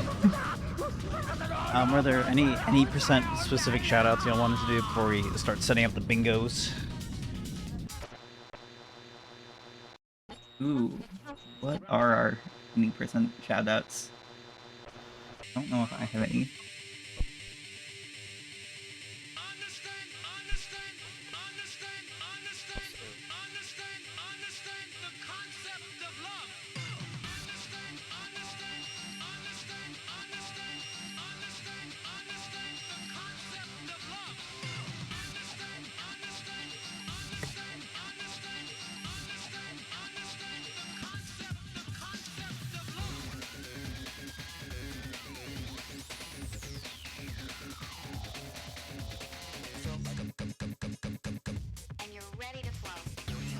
Yeah, someone in the chat was asking what the world record, what Yamsa's world record is. Okay, yeah. Oh my.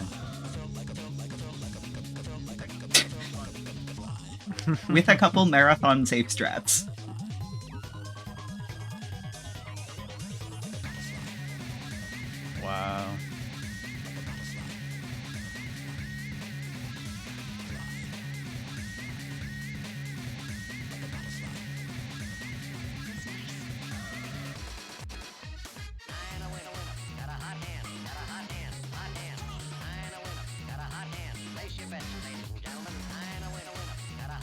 Her world record is nearly a minute faster than the second place run, and which is crazy considering how close the next couple of runs are. They're within 20 or 30 seconds of each other. Like, god tier run that we have failed to beat for the last 5 months, and honestly, I don't know how long it'll stand because it's just so very good. We have to find new strats, but we've optimized this game so much that we have depleted the bank on new strats that are not completely ridiculous.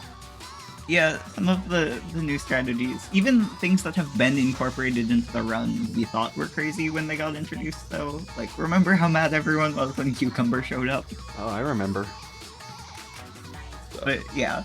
Yeah, now it's just a staple of the run. I mean, so that is basically what Yamcha did. Had maybe a couple marathon safe strats, and really was very impressive and very close to what would be attempted in a real world record. Yeah. Awesome. Cool. Well, reminder, everybody, be sure to drop follows for Yamsa, Twinkachu, and 7th Ace. They've been shouted out a bunch in the Twitch chat. You can follow Yamsa really easily if you just hover over the Twitch title, hover over her name, and then click the little heart and drop a follow. Would appreciate it. That's not the end of our Jet Set Radio Future Showcase, though. We're going to have a bingo races after this. It's going to be, I believe we're going to do a best of 3 between Yamsa and Nationus. So we're going to go ahead and go to a quick little break, set that up. Before we do that, I wanted to make a couple more announcements. I already mentioned earlier, AGDQ starts this weekend, Sunday, January 14th. Be sure to tune in for that. Join us February 17th and 18th for a celebration of Black speedrunning talent and Black joy, because unapologetically Black and Fast is back. Use the command !UBAF in chat for more info. And also, GDQ's next all-women and femme speedrunning event, Cross Vitalis, is coming up March 3rd to the 10th. Schedule just came out, so use !FF in Twitch chat to learn more. And we're going to go to that break and be back in just a few minutes. Stay tuned.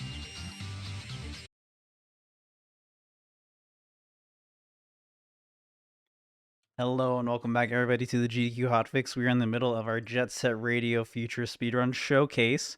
We just saw an amazing 80% speedrun by Yamsa, and now we're going to get into a bingo showcase between Yamsa and Nationus, aka Nay. We'll be doing 3 races in total. Bingo's really cool in this game. There's a lot of things that are done with it. I'm really excited to see this. So I'm going to go ahead and throw it over to 7th Ace to explain what we're about to see here. Hey everybody, welcome back. On your screen right now, if I can verify, there should be a bingo board at the bottom. This is a 5x5 bingo board with a different set of graffiti souls, graffiti routes, and characters that have to be picked up. The objective is to score more points than your competitor. This is a lockout bingo, so if, for example, not on the board, or maybe it is, if Nationus gets Dogen right of street, Yamsa can no longer get that. So there is a limited number of points on the board. If you check very quickly, the ones with the graffiti icons behind them like this, that's highlighted now, those are worth 3 points. And sticking to the game, if you score 5 in a row, get that bingo, you'll be rewarded with 4 additional points. I will keep you updated, as well as Twinkachu will, throughout the game with the player's score. So, with that, are we all ready? Yeah, I can count the players in. We're going to give them a minute to look at the board. Having time to strategize in advance just makes for more interesting games. So I'm going to make sure our players are ready and then get that started.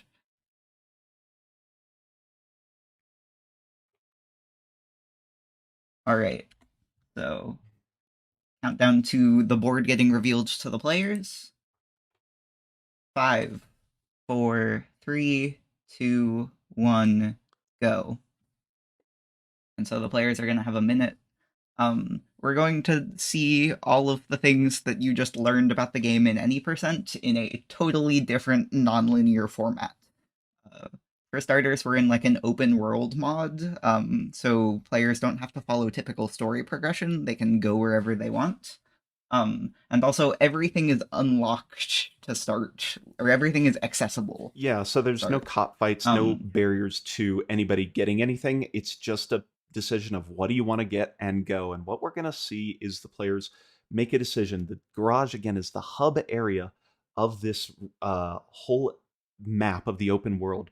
So where they go off the break is very, very important. Twinkie, if you want to get the second part, I'll keep going. So for example, let's go ahead and right click here, give some info. There are 3 squares in Chuo. That could be worth 3 points. There are 2 in Dogen, including Dogen right of street, which is very, very quick. There's also 99th Let's Street. go! There's 2 there. So those are all very accessible very quickly, and we'll have to see where the players choose to go.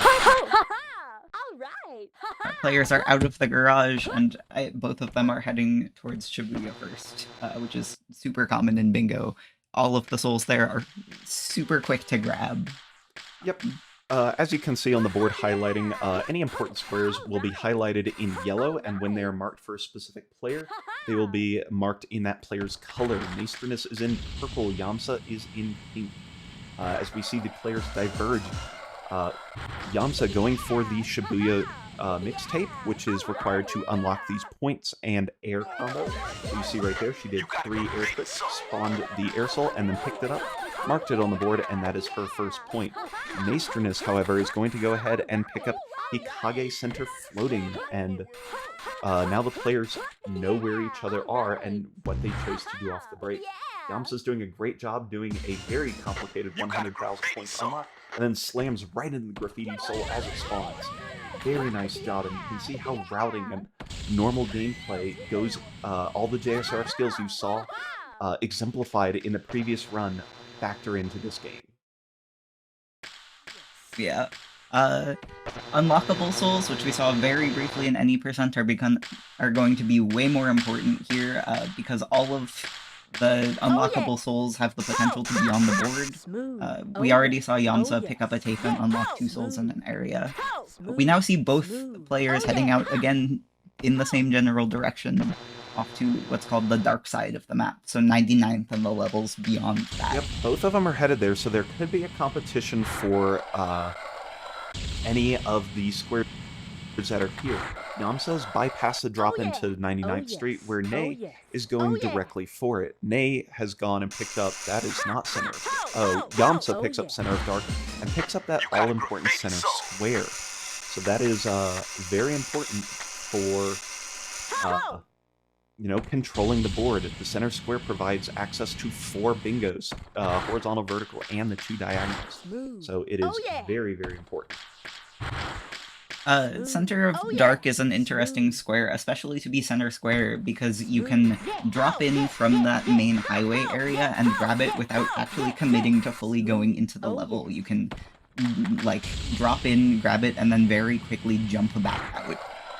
And Yamsa does exactly that. She picks up her 4th square, so the score currently 4-1. As we see Nay, though, because they didn't opt to continue in 99th Street, has a head start out into wherever they want to go next, which appears to be Highway 0. So you can see kind of the push-pull of this. If you opt to spend time in one area, your opponent could be getting stuff in other areas. Highway 0 has 3 very fast squares that can be picked up here. Highway 0 in general is a very powerful area in bingo because it's so small. It is a loop level, so you do kind of have to commit to doing a lap of it, but it's small enough that it doesn't take as much time as most of the larger loop levels do. Yeah. You can see Yamsa realizes Nay is also there and leaves immediately because there's no point contesting it. Yep. Because both players have access to the board, they can see when the other player marks, so that is really critical for Yamsa to realize, hey, I can't beat Nay to the remainder of the squares in Highway 0, so I'm going to cut my losses and go elsewhere. Where she can go? Well, there's a lot of places. She can work on this right side bingo where she could try and get the 2 Chuo squares and a Shibuya square and work towards that column 5 bingo, which would reward her with an additional 4 points and a great advantage in this match. How many bonus points are we awarding 4. for bingos?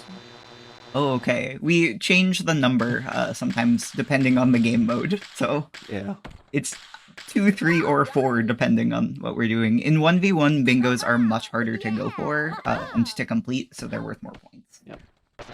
Yamsa is going to go ahead and jump into Dogenzaka Hill now that it is in English. We can't actually read what's going on, so I hope that helps everybody. And she is going to go ahead and pick up that right of street square very, very quickly. It's basically free. It's right along the way. And it's just a free point while she's at it, so she'll do exactly that. The other squares to keep an eye on the board are the graffiti squares, which you'll see are marked with like a special symbol in the background.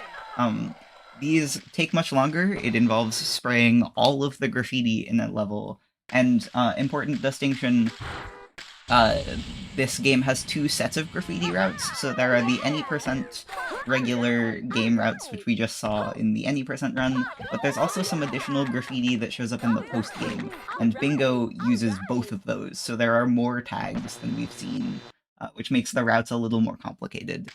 So these squares take much longer to do, and so they're worth some extra points.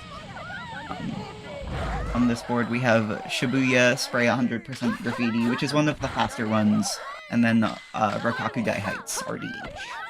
Yep, those are both, again, as Twinkaju said, worth 3 points, and we'll be seeing those players work towards those graffitis in just a little bit. But right now, collecting squares is very important because they give you the ability to threaten bingos, and the whole game theory of threatening bingos versus picking up valuable squares and everything is what makes bingo very dynamic and interesting.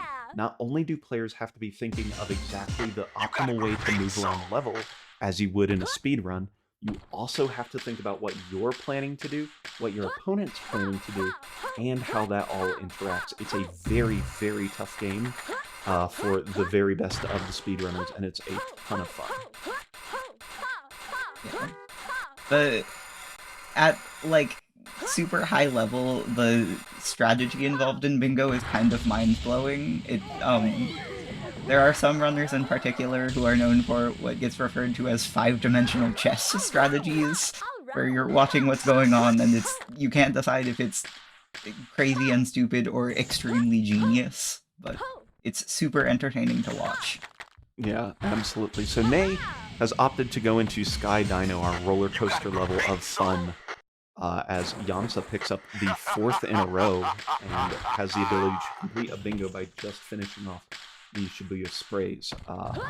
Nay is conceding that, basically, saying, hey, I cannot beat you there and then unspray everything. There is no physical way. What Nay's going to try and do is counteract that by picking up a column 2 bingo. Sky Dino, and Skyscraper District, which is right next to Sky Dino.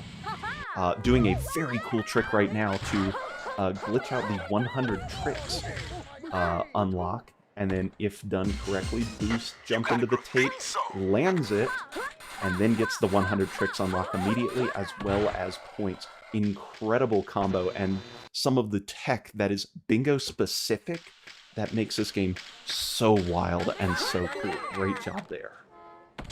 One of my favorite things about bingo is that literally any piece of tech that gets discovered anywhere in the game has potential use in bingo, just because you end up in such weird routes and scenarios. Like, even if a strategy is otherwise completely useless, you can usually find a way to use it in bingo. Yeah, absolutely. Everything is on the board, and the knowledge that these players have of bingo is immense. So it's really cool to see your favorite piece of speed tech. I've never said a nerdier statement in my life. Get used in that way.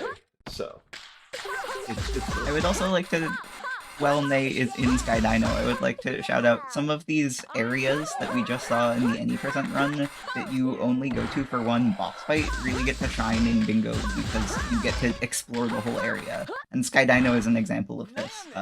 There's really interesting tech and really interesting movement that can happen. It also has a very complicated death warp plane, like the Skyscraper District, that is disabled in the any percent fight that happens in this area, but you can exploit it and move around in super crazy and creative ways. Yeah, that's absolutely the case. As we see both of our players executing on their strategy, Yamsa is 18 out of 48 on the graffitis in Shibuya Terminal, so that is going to be basically a guaranteed bingo and graffiti square, so that's going to be very good for her. But Nay, looking to pick up the Skyscraper District in Farrow Park, SDPP as we will refer it to as.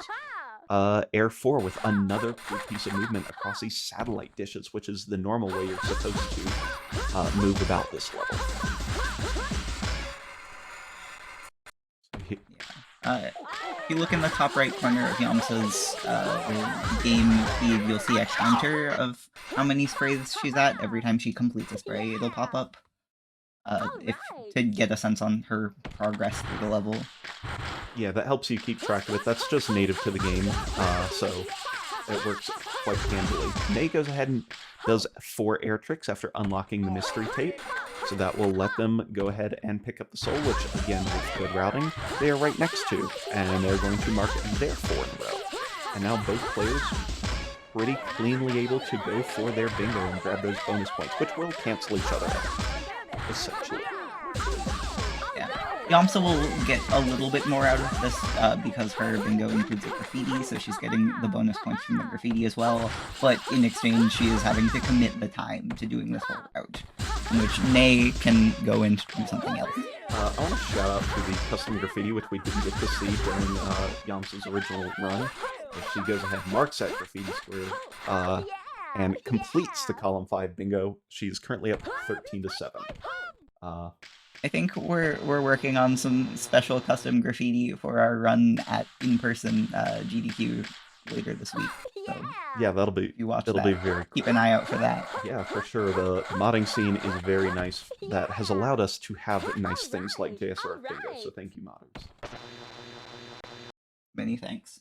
Nay is headed back towards Skydyna to pick up a default soul. You can tell it's a default on the map because it doesn't have a trick requirement to it. So like grind times 20 requires a mixed tape to unlock, whereas platform under first swing, it just tells you where it is. So that is default on the map. Now Nay is very low on health, and I would like them not to die, so they're going to pick up a health can and take that a little bit safe while Yamsa heads into the sewer section of the map. Somewhere we didn't really get to see again in the any% run because she skipped the whole thing. How dare you, hurt the level designers like that? You got a graffiti soul. Yeah, there aren't that many squares on this kind of branch of the board of the map that Yamsa is in, so going here last makes sense.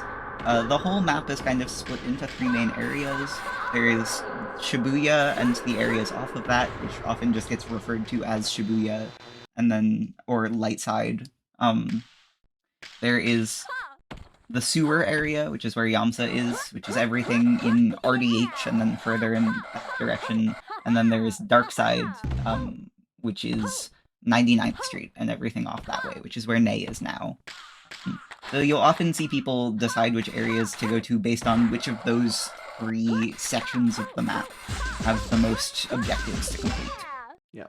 That is exactly the case. And now, Yamsa looking to pick up this RDH graffiti as well with Kakudai Heights, one of my favorite graffiti routes. I was gonna say the same thing. I love this graffiti route. It's so good. I know you mentioned it during the any% run, and I want to reiterate, I love this full route.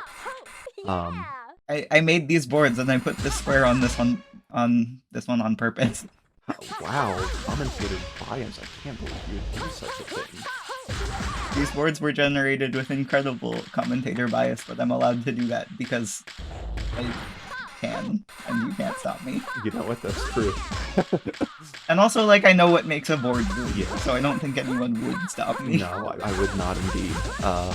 Naya is going out to the far reaches of Skyscraper District to go work on that grind 20. Already unlocked it. And it now is going to pick up the soul there, so going to go ahead and make a score 14-11 as soon as they mark it, and then jump out of the map, just like we did in the any% route, and warp right back to the start. So you can see, any% knowledge feeds into bingo, bingo feeds back into any% knowledge. It really goes hand in hand to make a complete speedrun. It works out quite well. In particular, bingo is really good at teaching you to think on your feet in a way that learning the any% route doesn't always. It'll teach you really good backups and alternatives and different ways of thinking about movement that translate really well to like more formal speedrun categories. Yeah, it really is a whole fun experience, and it really takes every bit of knowledge from this game that you dedicate time into getting good at it, but it is wholly satisfying to be good at. And watch. It's so enjoyable to watch. Yeah. We elected to show off 1v1 bingo, but a lot of the time we do 2 versus 2 bingo, where the players are playing in teams, and that gets even more chaotic. But also, the strategy gets crazy. Yeah, there's the addition of a second player, much like maybe you could consider in VGC and Pokemon, adds a second dimension to the game that really makes it wild and wacky and really fun to play. But we also want you, the wonderful viewer at home, to be able to comprehend at least half of what's going on here, so that's why we have limited ourselves to 2 players here. So you can at least follow one person and understand exactly how they made it to where they are on the board. Also, I realized we forgot to shout out both bingos as they happened, but both players have gotten their second bingo. Usually we make a really big deal of it. I made a big deal out of it. Oh, okay. Maybe I missed your that. headset on? Taking shots, co-commentator. I'm getting bullied in my own game mode. You simply joined the bingo. I was molded by it, formed it, the original player. That's true, actually. I can't take the credit. That's alright. Ace is the perfect person to be commentating this, because they're like the original JSRF bingo player. Or one of them. But so with 5 scores remaining, Yamsa actually takes a little bit of a tumble at 52 out of 53, so needs to finish up spraying that one square, and with that one graffiti here on the chimney here, and with that locked in, Yamsa takes a 17-12 lead in this game. Yeah, Yamsa, of course, in the pink, Nay in the purple. Just as a reminder for those.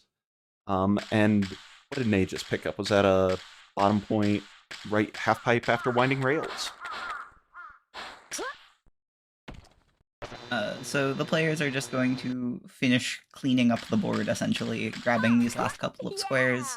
I assume we'll see Nay do cube race, considering they are right next to cube. And Yamsa seems to be going towards Dogen. Yep. This game is now mathematically over. Yamsa has 17 points, and the maximum Nay can get from here is 16. So that mathematically is the end of the game. We will play to completion as far as each board, just to give you a little bit more of the experience of where things are and what to expect. Nay is doing the Unlock Cube Challenge, which is a race around Bottom Point, where we were against Poison Jam earlier, so you'll be able to see all of Bottom Point, as opposed to, half of it that you see in the 80% row. Yeah, Nay showing off the last kind of square that can show up on bingo boards being character unlocks. So some of them you do a race, some of them you just have to do a little movement sequence. That was a crazy frame boost. But the character unlocks where you have to do a whole race are generally less favorable to go for because they take a really long time and you don't get the bonus points you would get from committing more time to something like a graffiti route. But it's the end of the game and someone has to do it. So. Yep. So Nay is saddled with such a burden, but Nay actually had some incredible movement tech throughout this game, to be perfectly honest. Like, it didn't work in their favor because Yamsa took a really nice route throughout all the levels and gained some critical squares early. But Nay's movement tech here is very cool, including doing a vault over that gate for, I am going to say, no reason whatsoever. Nay just does that sometimes. They'll break out like the craziest speed tech you've ever seen for no reason. Yeah, Nay's being a swag lord with this one. Shout out to the phrase swag lord, of course. I mean, it describes the situation quite well in how Nay is using very, very cool movement tech to execute some of the stuff that, again, is kind of forbidden to the any percent route, because the any percent route is run through the game and call it good. Yeah, any percent will take you through a very specific course in the game. This will show you all of the other things the game has to offer. Yeah, it is very, very cool. Current score 18-14. Yamsa in pink over Nay in purple there. With 1 square to go, worth 1 point, so Nay will pick it up, but it will not change the outcome of this game. Yeah, Yamsa is also going for it, but Nay is closer and get it. The Fortified Residential Zone, FRZ, is also another level that is interesting, but has minimal presence in any percent, but is really, really cool in Bingo, because it's this giant, very open-ended area that you can do really interesting movement in. Absolutely. It is very, very cool to watch. It was cool in the any percent run, and it continues to be cool in the Bingo run. This last graffiti soul, again, very top at the end of the first maze, is a long way up, and FRZ is the most vertical level in the game, so Nay is grinding up the big metal here, is going to do a boost, and then a nice jump to the right, lands on a very small section of a landable area. That is a very precise trick as well, and will go ahead and, with that extra tech, jump over and pick up the last soul of our game. Final score 18-15 in favor of Yamsa. GGs have been called. It was decided a couple of squares ago, but that was a pretty close game. Both players were definitely keeping pace with one another. If you want to tell Nay that wasn't Center of Dark, that's Dark Wall Ride, that would be appreciated. Yeah. Will do. Also for the bingo reader, also for the bingo reader's sake, can you type GG, because it reads off that and not GG smiley face, GG smile, and GG. Thank you. So that's game 1 of our best of 3 of bingo, which we will just play 3 games because we are bingo addicts and simply cannot get enough. Yamsa is muted, or it's deafened. Can you tell Yamsa to undeafen and turn on music, so our spectators can have some jams? Perfect. Hi, Yamsa. When you... Oh, you're on multi, that's right. Is there a way I can get you to turn on the music? I don't know, If you- actually. I thought this XP didn't have it. Or no, it's because And- my bingo file doesn't have it. Yeah, I was about to say, can you turn it up via Roboy and then resave? Yeah, can do that. I would appreciate it, or the spectators would appreciate it. There was a minor revolt, and we had to almost ban 500 users because there was no music. Really, it would have been a dark day.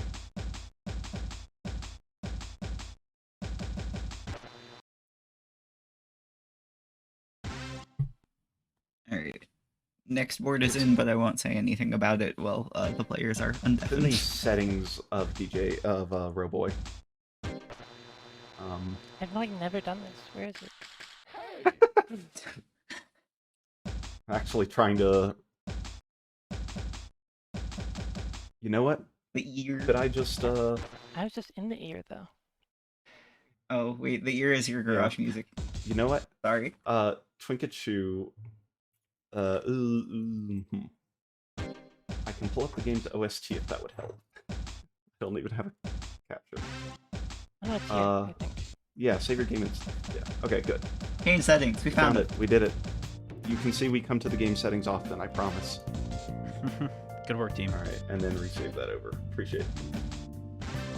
By the way, for anyone who's wondering, it is currently very late for Natureness, so they will not be talking during this, but we will communicate anything they have to say on their behalf. So just a heads up. Big shoutouts to Nay, who is in Europe and playing this at like 5 or 6 in the morning. Yeah. So Yams is going to go ahead and reset, jump into the water a couple times, get back, and we'll be ready for round 2 in about 1 minute.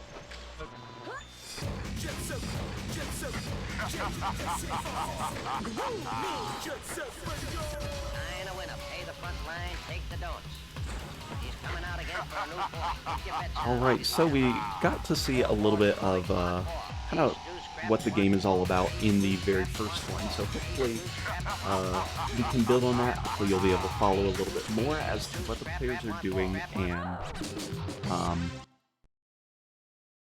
you know, understand why the players are making the decisions they are. So it'll all just compound on, you know, your knowledge will compound and you will come away with more knowledge of JSRF Bingo than maybe you wanted, or maybe not enough knowledge. You know, who knows? We could teach you more. Yeah. Like, all right, got more to say. Are the players ready? Let me. Oh, yeah, they're. Okay. All right. You can deafen them up and players are ready. I will start counting them in. Alright, so again, they'll have a minute to look at the board, which starts in... My start button want to work. Please. Okay. 5, 4, 3, 2, 1, go. Alright, so what I'm going to do All right. here is enable the regional colors. What this does is shows the breakdown between the Shibuya squares in green, the Benton squares or the dark side squares in blue, and the sewer side squares in red. And the first thing I notice is a diagonal. Bingo only in the dark side. So you could go Sky Dino 99th, 99th, 99th, Highway 0, and have an entire bingo just to yourself in that area. Those squares are closely located, so that's already the very first thing I see with this board, but it has no graffitis. These two, Dogen and Bottom Point, are in different areas, so we'll see how the players choose to go about them. Diagonal bingos have the added advantage of being harder to physically see on the board, which makes it easier for your opponent to like not notice them happening. Yeah. Also, this is a special client that us spectators have the privilege of using. They do not get such power, so they don't get to see this blue line nearly as easily as the rest of us. So we'll have to see if either player detects it as we get into game number 2. Ace is not going to take credit for this, but they made this board client, which is a super cool tool to have. Yeah, on the right, past the board, I have every stat possible where everything is, chat. Time since they've marked squares, score to win, current score, etc. It's everything you could ever want as far as information. Yamsa does a really cool piece of movement track to get Shibuya platform first, both players going for a Shibuya square early, and they're going to split those evenly. Yeah, we see both players starting in Shibuya again, which is super common in Bingo because it is right next to the garage, and almost all of the souls, even the ones you have to unlock, are really easy to grab. So, after they've split the squares 1-1, we have to see where they go next, and they have to make the decision of where to go next. Yamsa's going into Hikage Street. Let's go ahead and mark those. We have Hikage Crane in default, so it's quick to pick. And we have Hikage Air 4, which is also fairly quick to pick after you get the mystery tape. Yeah, so obviously the advantage to default souls is that you don't have to pick up the tape and unlock them. Hikage Air is pretty easy to grab, but the tape is a little out of the way, and it's on the other side of this area from the default that Yamsa is grabbing, so that'll be a little bit of a time commitment if she goes for it. Yep. She does go ahead and pick up the crane, so again, as Flinkachu said, you have to see where she chooses. Does she stick in Hikage and grab the second one? It'll take just about as long. No, she decides to leave, so she is happy with her one square there and is going elsewhere. So we're going to have to see where Nay opts to go. They're currently in 99th. They pick up Dark Wall Ride, as confirmed last time, and have revealed that they are in 99th Street. This powerful level controls 3 rows, 3 columns, and both diagonals, so picking up these squares is really, really good. Nay is going to go ahead and lead. Oh, go ahead. I hope we see Nay go for this diagonal. That would be really cool. It would be. It doesn't seem like they want to start, but it could be 5D mind games where Yamsa thinks Nay is in 99th Street, so Yamsa won't do things in 99th Street, so she'll go ahead and go elsewhere, and then lose those squares anyway, and then Nay comes back to 99th Street after beating Yamsa to something else and gets those. You can really play big five-headed chess mind games. Yeah. Yamsa has entered Darkside, but doesn't have the option to go for this diagonal because Nay has claimed one of the squares in it. But there are still a bunch of good squares out on this side of the board, so she can still go for those. Yep. She's going to go ahead and commit all the way to Highway 0, where Nay is going for this floating pink half-pipes. You'll see why it's named, because it's floating in between some pink half-pipes. Truly, our naming schemes are incredible. Although, similarly, Yamsa grabbing any square on the side of the board will block Nay from getting this bingo. Yep. And, yeah. Which, disappointing, but expected. Nay does another out-of-map death warp. Great job there. That one's less used, but it's a great one to go ahead and bail out of Skyscraper very quickly as Yamsa reveals herself getting the left alley near Tall Neon Sign soul, and now is working her way towards the Grind 15 soul. She hasn't picked up the mystery cake yet, so despite her best effort, Oh, no. she will not be able to unlock it. She'll realize her mistake here in just a second as she turns around and picks up the mystery in the other cake. cluster of spells. Fortunately for Yamsa, the tape is right there. It's super conveniently located in Highway 0, but we'll lose her a couple of seconds. Nay, continuing with the chaotic strats, is going to leave the dark side entirely and head towards greener pastures, maybe towards a graffiti square. Again, one of those in Dogen as highlighted and Bottom Point as highlighted, and currently Nay is headed directly into Dogen where there are 5 points available, 2 easy souls to get, and a full spray round. Yeah. Dogen and Bottom Point Graffiti are also both relatively quick. Some of the larger areas have graffiti routes that take pretty extensive amounts of time. These ones are smaller areas, and so they don't take quite as long. Yeah, Nay could pick up all 5 of these points in about 4 minutes, maybe close to about 4 or so. Yeah. But, you know, is that worth the opportunity cost of letting Yamsa do whatever she wants for 4 whole minutes around, you know, everywhere else? It's a decision that the players have to balance. Yamsa now taking a lead at 5-3 and will continue to maintain this lead for a while until Nay's long play kind of pays out for them. This is the other element of strategy, is that Yamsa has to figure out and have some general idea of where Nay is, what things they could be going for. And the longer you go without marking anything, the harder that gets. So, Nay working on these couple of longer objectives makes it much harder for Yamsa to figure out what they're doing. Yeah, it's been 2.5 minutes since Naestrin has marked a square, so the possibilities of what they could be doing are broadening, but at the same time, there are only a few things that you could be doing that take you away from scoring points for almost 3 minutes now. Yeah. You see Yamsa in 99th Street going for a special challenge, which we haven't talked about yet. Every area has 5 kinds of challenges. There's a grind combo, an air combo, a tricks combo, a points combo. They're all like one movement sequence, either continuously or on a specific rail. And then each area has a special challenge, which is some sort of movement challenge related to the specific features of that area. So 99th is to do a continuous lap around the rail circling this Benton Tower. Unfortunately, the special challenges aren't coded very well, and so a lot of them are kind of finicky and don't unlock when they should. 99th in particular is a little tricky. It isn't the trickiest, but it has some specific requirements that the game doesn't tell you.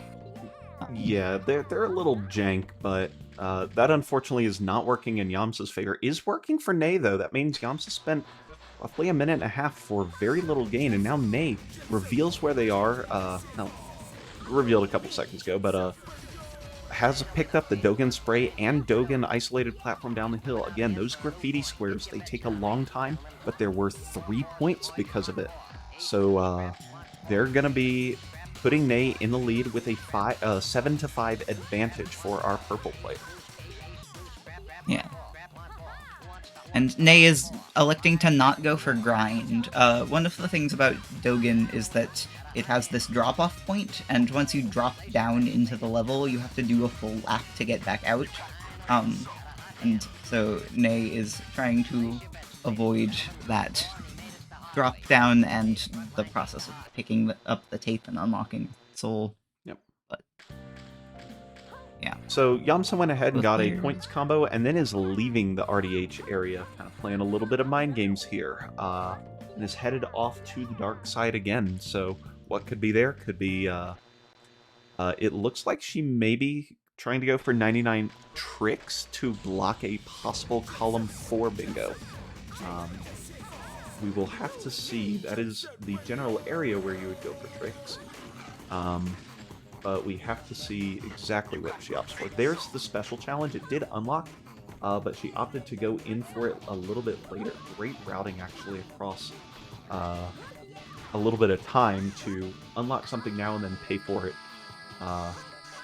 well in just a little bit. And now she's going to unlock Tricks 40, which she already did from the challenge, from the special challenge, so getting 2 for 1. And all of a sudden has pulled back into the lead with an 8-7 advantage. In general, we see a lot more back and forth between areas from our players, kind of moving between areas, unlocking things but not picking them up, starting challenges but not quite finishing them, which you see a lot in bingo. An important bingo skill is knowing when you need to bail on what you're doing and head somewhere else. Yeah, that's absolutely a good skill to have. Just being able to read the situation and not fall into the sunk cost fallacy or the gambler's fallacy or any of those statistical pitfalls, as we see Ney now working on bottom point graffiti. I would consider this an unexpected play. I don't think it would be considered optimal, but that might be what makes it a good play.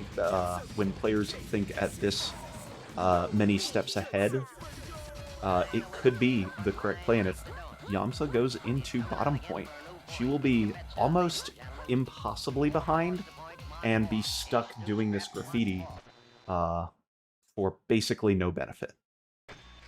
Yeah. Getting sniped to a graffiti is always really devastating, because you put in all of the time required to do said graffiti but get none of the points. This is a relatively quick route, bottom point, but it has a couple of kind of tricky sections, so we'll see how the players do. Yamsa doing cool In tech particular- here, actually doing a hand plant real fast to jump up to the second level of the sewers. Sewers is a very vertical level, but it's very hard to navigate, and it takes a lot of time. It's really messy. So with really good speed tech, you can actually climb to the very, very top very quickly and make it a much better level. One of the highest skill expression things you can possibly do in bingo is work with the sewers, and Yamsa is an expert at it. She picks up grind, she picks up something that she doesn't need to, doesn't even get it, and works towards grind 10, which spawns in this room. So she's going to do 10 grind tricks, 7, 8, 9, 10. It spawns, and she's in position to pick it up, and picks up a pair of 3 in a rows from that. So she can threaten a bingo by going to Kibo, right down here, Kibo Galka Hill, where we did heli skip earlier, and really threaten. Yeah, and is going right into Kibo. Kibo is kind of an unpopular area in bingo a lot of the time because it is this giant lap level that's really hard to navigate quickly, but Ney is otherwise occupied, and doing this will get Yamsa a bingo, so it's totally worth it to go for it here. Yamsa is going to do one of the coolest tricks as it exists. It's called a stall launch. You stall, then overspeed yourself, so you start clipping through walls because the game's hit detection can't handle speeds 10 times what you're supposed to have, and launches herself halfway across the level in order to speed up her movement around. It is one of the coolest things that exists. Yeah, the discovery of that stall launch in Kibogaka Hill made it so much more viable for Bingo. Before then, there was a complicated jump you could do, or you could just walk. Oh man, it is. Kibo has all the cool tech in it. It's a shame that it's just so difficult to use sometimes because it's so far away and so committal. So it is. There's a way to so manipulate that stall launch to go even further and end up in this area of the map, but there is exactly one runner who consistently goes for that. I wouldn't even say consistently goes for it. It's just crazy. He consistently goes for it. I didn't say he consistently hits it. True. Say Bats and Krabby if both Bats played it. Yeah. Nay, expecting Yamsa to be in Kibogaka Hill, is going to go ahead and cut their losses and try and score as many points as possible elsewhere. They have a path to victory, even while allowing a bingo. Especially with both graffitis. They've still got a good chance. Yep. 11-9 currently in favor of Nay. But again, Yamsa going to take a little bit of time, and then will cash in on their play currently to score lots of points and get a soul, and then pick up Grind, which is also a bunch of... which is another soul that'll be picked up, and that'll score the bingo. But again, Kibo's big. It takes a lot of time to do the unlocks. It takes a lot of time to do really anything in Kibo. So we'll have to see if that play works out for them, or for her. Yeah. You see Nay in Rokakudai Heights, probably going for this Tricks 35. First, kind of looping back to grab the tape, and then going to go unlock it. That's one of the souls that is a little harder to get because it spawns higher up in the map, but Nay kind of needs whatever they can get here, so... Yep, does a nice little trick to skip just a short bit, take a little bit of a shortcut by jumping on some roofs, as opposed to jumping on the intended route. Saves, I don't know, 2 to 3 seconds, so cool little tech there. And again, dodging the graffiti soul that they don't have to pick up, so that way they don't get stuck in the animation for it. Another 2 second save. There are so many small little time saves that can be done that really make it worth it. And now, Yamsa going to pick up her final square in column 5 by picking up Kibo Grind 20. And that is Bingo Bango Bongo. Kibo is also very confusing when you are new to Bingo, because underneath the surface layer of Kibo there are all of these tunnels, and they all look kind of the same, and a bunch of them have souls, and it's hard to tell which soul is which. When you unlock a soul, it shows a little animation that gives you a preview of where the soul is, but all of the tunnels look identical, and so if you don't know immediately where it is, you have to do some searching.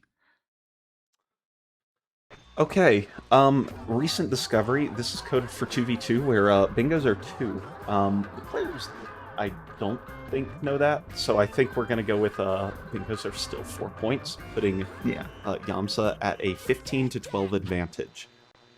Both players now have to race for the final 6 points that exist on the board.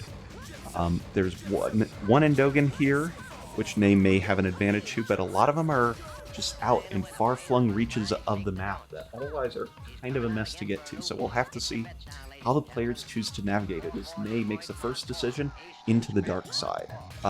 Only thing there is Top of Observatory and Sky Dino, which are both default, so they are quite fast. Yeah. Nay will have to be very strategic and or lucky about which squares they choose to go for, because they kind of have to snipe some from Yamsa in order to win this. Yep.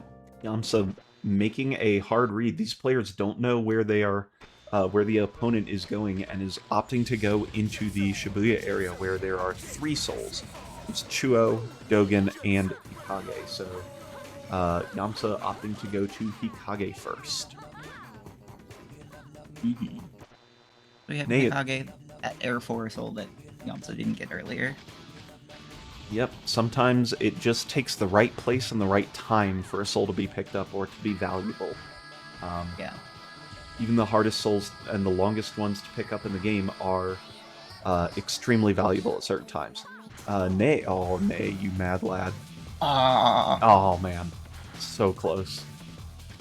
Is gonna do. Oh, if you turn to the right, I think you can back that up into a proper. Oh, that is a proper fall. Look at that. Backup strats into roughly where they want to be, and now they get a second chance to go ahead and grab the Sky Dino platform near the starting spiral. Spiral being cut off.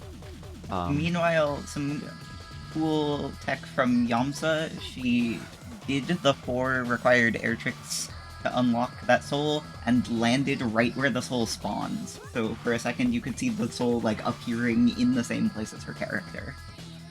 Yeah, maximum optimization on that as the score is now 16-13 with 4 squares to go. So Nea's going to need to clean up to be able to win this, and that's going to be a tough ask considering how far out they are. Yeah. Yamsa can go for that Chuo soul or the Dogen one, but Chuo first. Yeah, Chuo, the special there is a grind wall ride to the end. It's a pain to get to and a pain to do, so of course that is a good one to do as your last square because that's one that Nay would very likely not be doing. I want to point out Nay's screen real quick. If you have played this game, you'll remember the observatory. We actually skip it in any percent, but it is a long, painful climb to the very, very top, where you have to go on all these beams and take this weird tech route, or just grind all the way up to the top, and you have no idea where anything goes. But our players do, in fact, know the fast routes to the top, and they will be taking them as much as possible. So we're going to see Nay do some really cool tech to try and speed quickly to the top, and what a job that was. In particular, we see Nay being very careful about controlling the speed at which they move.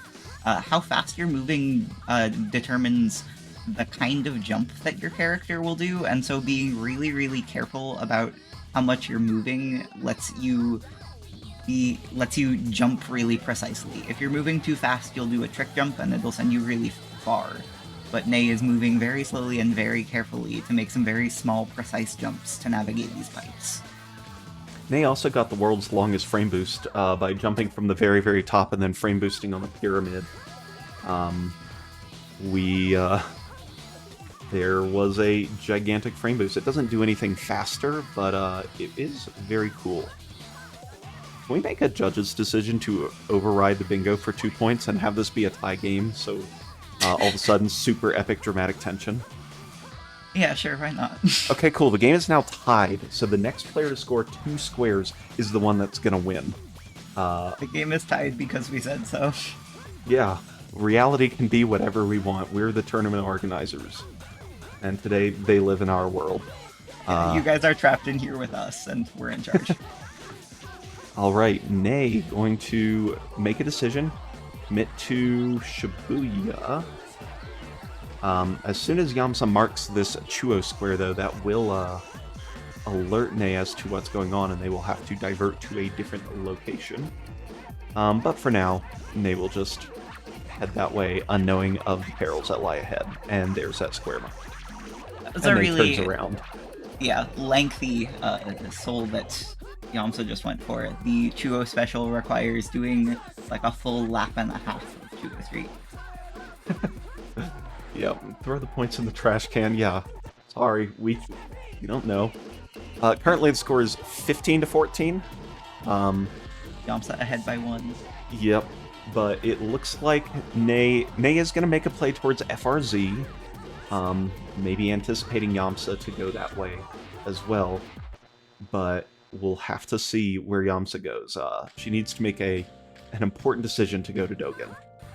If I were to try to put a read on what Yamsa is, or what Nay is doing, Nay is assuming that Yamsa will, like, assume that Nay is going to Dogen, and...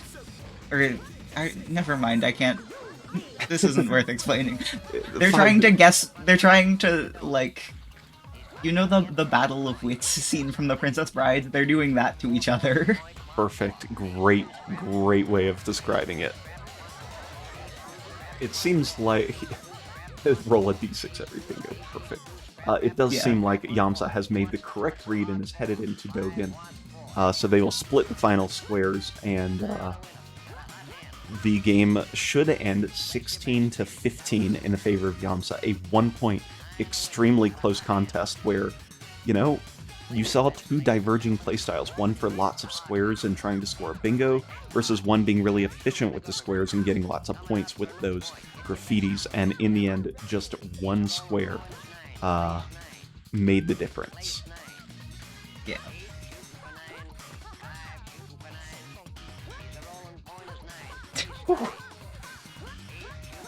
So, Nay getting geometry of the map because JSRF never expected us to be in such a location. And I don't blame it. I am so sorry for what we have done. Is going to wrap up by getting FRZ Air 8, where you have to jump. Are we going to do a sicko strat? Hold on. Oh. 1, 2, 3, 4. We are not doing a sicko strat.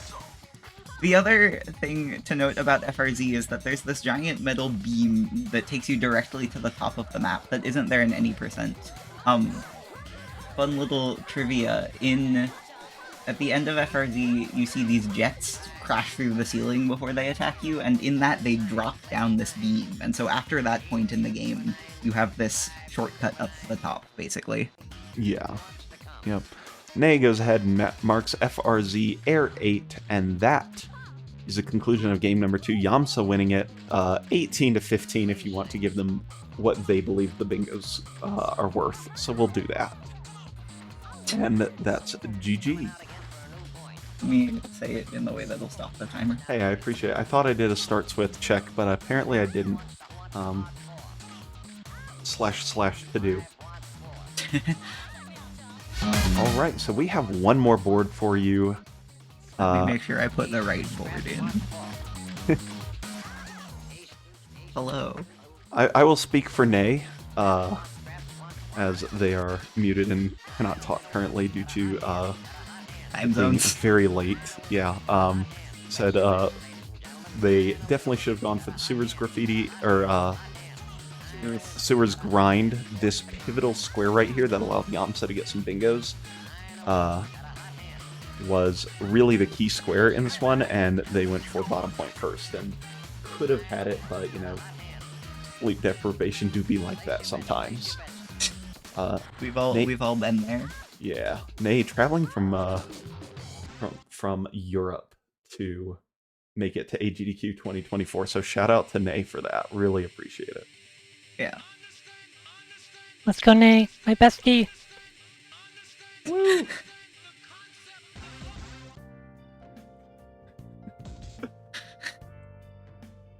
Alrighty, hey, appreciate the shout out.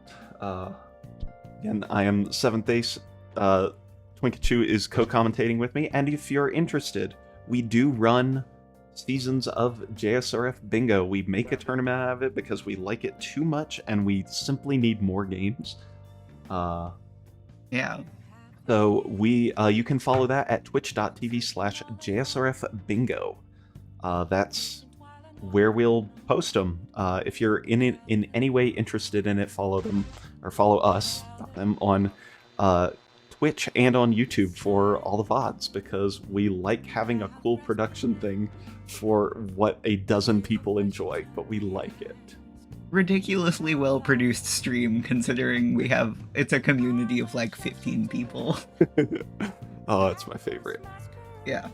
Alright, the last board is in if people want to get started. But also we can hang out if runners are sleepy. If we're sleepy? EP runners. Nay is ready. Yeah, I'm ready.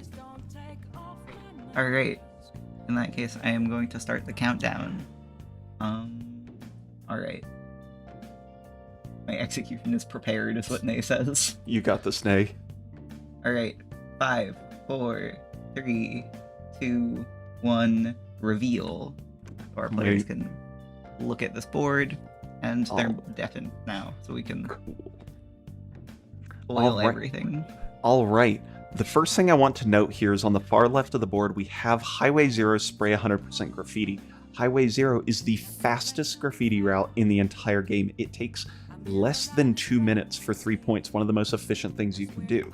Additionally, there are 2 extra squares in that area, so you can knock out 5 points in under 3 minutes. It's extremely quick, so we'll have to see if the players go for that, or if they go for a more traditional Shibuya opening. But there's not as many points in Shibuya here, so you might see them incentivized to go elsewhere.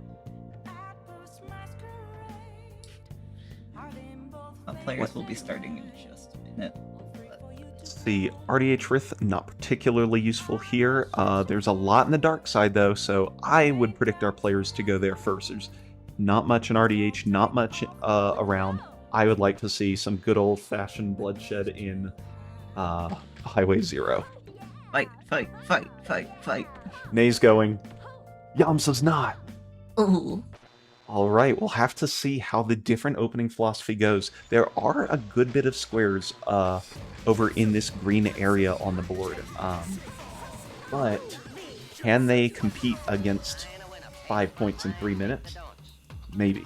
We'll have to see. Alright, so while Nay is taking a time to get out to the far side, Yamsa's going to go ahead for points 100k. Again, Yamsa going to, in the pink for this run, is going to run over and then has to get 100,000 points to unlock the soul and then pick it up. He does exactly that, hits 100,000 points right before slamming into the soul and picking up the first point of the game. This is important because now Nay knows they are uncontested in Highway Zero, so instead of doing the hyper-efficient graffiti route, they can slow down just a little bit and try to pick up the souls along with it to make it an even more efficient route. Yeah, So, sometimes very cool. with Highway Zeros like this, you'll see people have to decide whether they're going for the graffiti or for the souls, because they know that if they go for both, they'll lose them both. But Yamsa revealing her location means that Nay doesn't have to pick and can just do whatever they want and to grab whatever. Or grab everything, even. Yeah, that's exactly the point. Normally you'd have to do another half lap to get all these souls, but instead, Nay is able to pick these up very, very quickly and is going to be able, again, to score those points very quickly. So we'll have to see. Chuo, though, for Yamsa, does have 3 squares here. Chuo Special, very long, but Chuo Grind and Right Canal, both relatively quick, so we'll have to see if they, if she, which of those 3 she wants to go pick up. Right Canal, guaranteed, it looks like she's headed that way now. Yep. Now. It's one from the any percent route. You guys have seen this before. Nay is doing the Highway Zero special route, or are you about to mention it? Oh, no, I was going to talk about Chuo, but the special thing is definitely more relevant. Where you have to grind or slide on these 6 wall rides consecutively and then land at the very end to unlock the soul. So that is a quick one done. And then Nay going to go ahead and grab the tag there. Did not need to pick up that soul. RIP 1.75 seconds. And suboptimal. Ooh, can't believe it. I can't believe these players would trash me.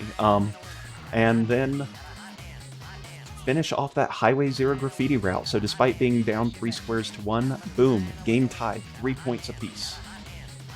And Nay has a couple more things that they can grab quickly if they want, but we're gonna wait for later. Not do that right away. Because Yamsa is nowhere near the side of the board, so Nay can go grab more contested things and go back and pick those up easily later. And Nay has the advantage there because they've already unlocked the soul. Again, there's a process of getting the tape, unlocking the soul, and then picking it up. Because they've already done 2 of those 3 steps, they have an advantage to go for it later should it become relevant. So we'll have to see exactly where our players choose to go. Yamsa detours into RDH. What do we have in RDH? It is just Rith and Grind. So she is going to go ahead and pick up the tape right along the way, and then Grind is just barely ahead. Just have to hop up onto this pole here, do 10 tricks, and then jump to the left. Of the highway, or the RDH souls, this is one of the fastest that you can unlock. Yep, I think there are 3 fast, 2 slow ones in RDH, and then she is going to... Looks like she's heading back for Rith. Could be, or she could be trying to make a play for that Sheev. Do we Yeah, have a that's right. cutscene skip on this one? Yes. Yes, we do. It is the multi-XP, so it does cutscene skip. Rith tells us where she goes by a little movement sequence. Because of the way the co-op mod works, don't worry about it. Those cutscenes don't exist, so it is much faster of a square to pick up in this precise version. Oh yeah, also we have a co-op mod that works on original hardware, just like, by the way. Yeah, casually we can literally play the story multiplayer. We have shown it off before, and it's very cool. Yamsa locks in RDH Rith, and now has to make a play. Does she go for that bottom row? And it looks like she is. There are 2 fast souls to pick up here. Can Ney get back to the sewer side and be able to block that before Yamsa can get both of them? Yeah. So, Kibo lower platform is a fast soul on the condition that she can hit that stall launch we saw last game efficiently. It's not usually difficult, but sometimes it likes to give you trouble, and that could really ruin her plans. Yep, we'll have to see. She's going and grabbing the sewers tape really quick, just in case. We do have Sewer Special and Sewer Grind 10. Oh good, I did get aboard with Sewer Special on it. No, wouldn't be a run without it. That is a classic. She's actually going for Grind 10 and is not going for this bingo, which she's basically forced Ney into blocking. So she'll know where Ney is going roughly, and then is taking advantage of that time spent doing inefficient things to do more efficient things. So that's the advantage of, having square control. Ney is also going for the tape, but is not committing to doing anything unless they're doing a climb. No, okay. Nope, Ney got notice as soon as they started. So there is nothing to be gained there, and now Yamsa going to go into bottom point to try and pick up 2 squares there. And continue to threaten that bingo, but unfortunately for her, Ney has gone to block the bingo with the other square on it. So, if she's hoping to go to bottom point and then Kibo to get the bingo, she is going to be sad. Yep, Ney getting stall launch stopped just a little bit. You have to hit that rather properly, and for some reason is not getting good collision through it. I don't know if there's not enough heat on it or whatever. Boosting a little bit too early and the boost is running out. I think that's actually very correct, because you have to kick off the ground. There's a later boost, so that should... No, but still maybe no it's only collision. been 4. Yeah.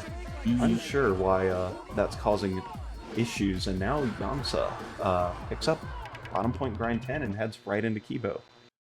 We might have a race on our hands. Let's go. Come on. I believe in you, Ney. Ney.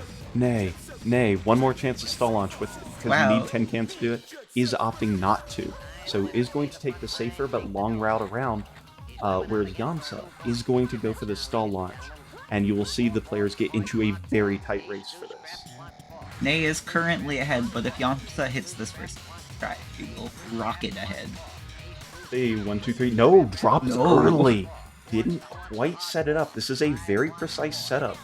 Kibo stall launch is the villain of this game. Yes, it is. Try 2. 1, 2, 3, 4, 5, 6 does get the launch. And now But look now where Ney they are. is They are there. perfectly tied with each other, going towards this final bingo square. And Ney falls it down. No! Tragedy strikes, trying to save just a hairpin of time. And now they are set backwards. Oh. Yamsa now solidly in the lead here. Yeah, and almost no chance to mess up going into it. That is, painfully unfortunate for Ney. Yamsa falls. That's one of the only ways you can fall, but it's not much of a time loss. It's not going to be enough. And as we approach Kibo platform under wires, it's going to be very close. As it appears on Yamsa's screen, she jumps to the left, locks in the bingo, and rockets out to a huge lead. Ney, devastated by that unfortunate sequence of events, was crying in the chat. Deep mood, Ney. You had the play. and you got Kibo stall launched. We have literally all been there. They tried so hard. Not so far. In the end, Kibo stall launches the real enemy here. Evo Stall Launch is the real winner of this game. So bingo for Yamsa. Rockets are to a 12-4 lead, and is in a commanding position. May having not marked a square for 5 minutes now, in a very tough spot overall. And Well, yeah, you know, it's only fair. The first 2 games were pretty close. It's only fair that we get one just absolute obliteration. a little bit of a torture here. Torcher, one that torches. I got that. Yamsa marks Kibo air, and now could complete the bingo with Hikage on the diagonal, but Nei with a considerable lead could go there first.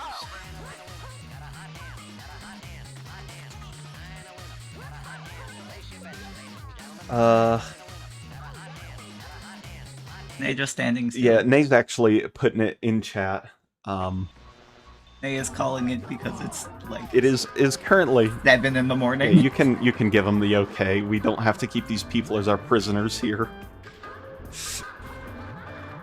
Current score is 13-4. The chance of victory for Nei is under 1%. And that 1% involves scenarios make Nei like sad. Yamsa's Xbox exploding, the power cutting out, otherworldly forces and things like that. So unfortunately, nothing involved with a standard Yamsa gameplay can The bingo tournament has a running joke about like loading some explosives into the Xbox of whoever is doing too well in the tournament. we had it hooked up to, when I did an in-person bingo, my opponent had it hooked up to a power switch that they could flick on the wall at any point to kill my Xbox, which was very funny. Yeah. So, GG, that was our bingo showcase. Again, if you're interested in watching more, we have 5 seasons of VODs at the JSRF bingo page on YouTube. And we'll have a 6th season on Twitch. Soon, trademark. We are busy people. We've been preparing, I don't know, for AGDQ and other events for the last couple months, so we haven't run our fall tournament. So we'll do one eventually. And if you're interested in that, if you like what you see and want a, just a unique experience for playing JSRF, give JSRF Bingo a follow. If you like just the base speedrun, nobody better than Yamsa at twitch.tv/Yamsa_bunny in the title. Well, thank you. I'm famous now. World famous. And to think, this is the second only largest. our warm-up. Yeah, this is the second largest thing you will do for showcasing JSRF in the coming week. Yeah, when exactly This is week. your run again? So in Pittsburgh time, it's Sunday, 9:40 p.m. Okay. Awesome. So yeah, again, remind everybody, if you missed the 90% run or you want to see it again, it will be shown during AGDQ. That was a little AGDQ preview we did. Big shout out to everyone who stepped up for this JSRF showcase tonight. Big shout out to Yamsa and Nationist for doing this bingoing, and 7th Ace and Twinkachu for the amazing commentary all evening. Be sure to drop everyone a follow on Twitch. All their Twitch names are shown on the stream, and they've been posted in the Twitch chat throughout the night. If you're watching after the fact on YouTube, if you check the description, you should be able to get what you need there. Thank you all so much again. Is there any other last minute shout outs you want to do? So before we let Nace finally sleep. Shout out to France. Yeah, there The you go. nation of France. I want to shout out you both for putting it on, Etchy and Tech Behind the Scenes. Richard, really appreciate y'all for having us on and putting up with us for 3 hours. This game's so sick. I do not mind at so all. It's so cool. awesome. It's so cool. Nay says shoutouts to Zaikumi. Important. Of course, very important. So Very important. Yeah. Cool. Come watch all of us at actual in-person GDQ. I think all of the people here will be there in some capacity. So Nationist is still saying happy birthday, Alice. Oh, of course. And I think the only other announcement I have is to tune in tomorrow for As Seen on TV, followed by Think Fast, all starting at 7 p.m. Eastern. Thank you all again so much for watching, and we'll see you next time.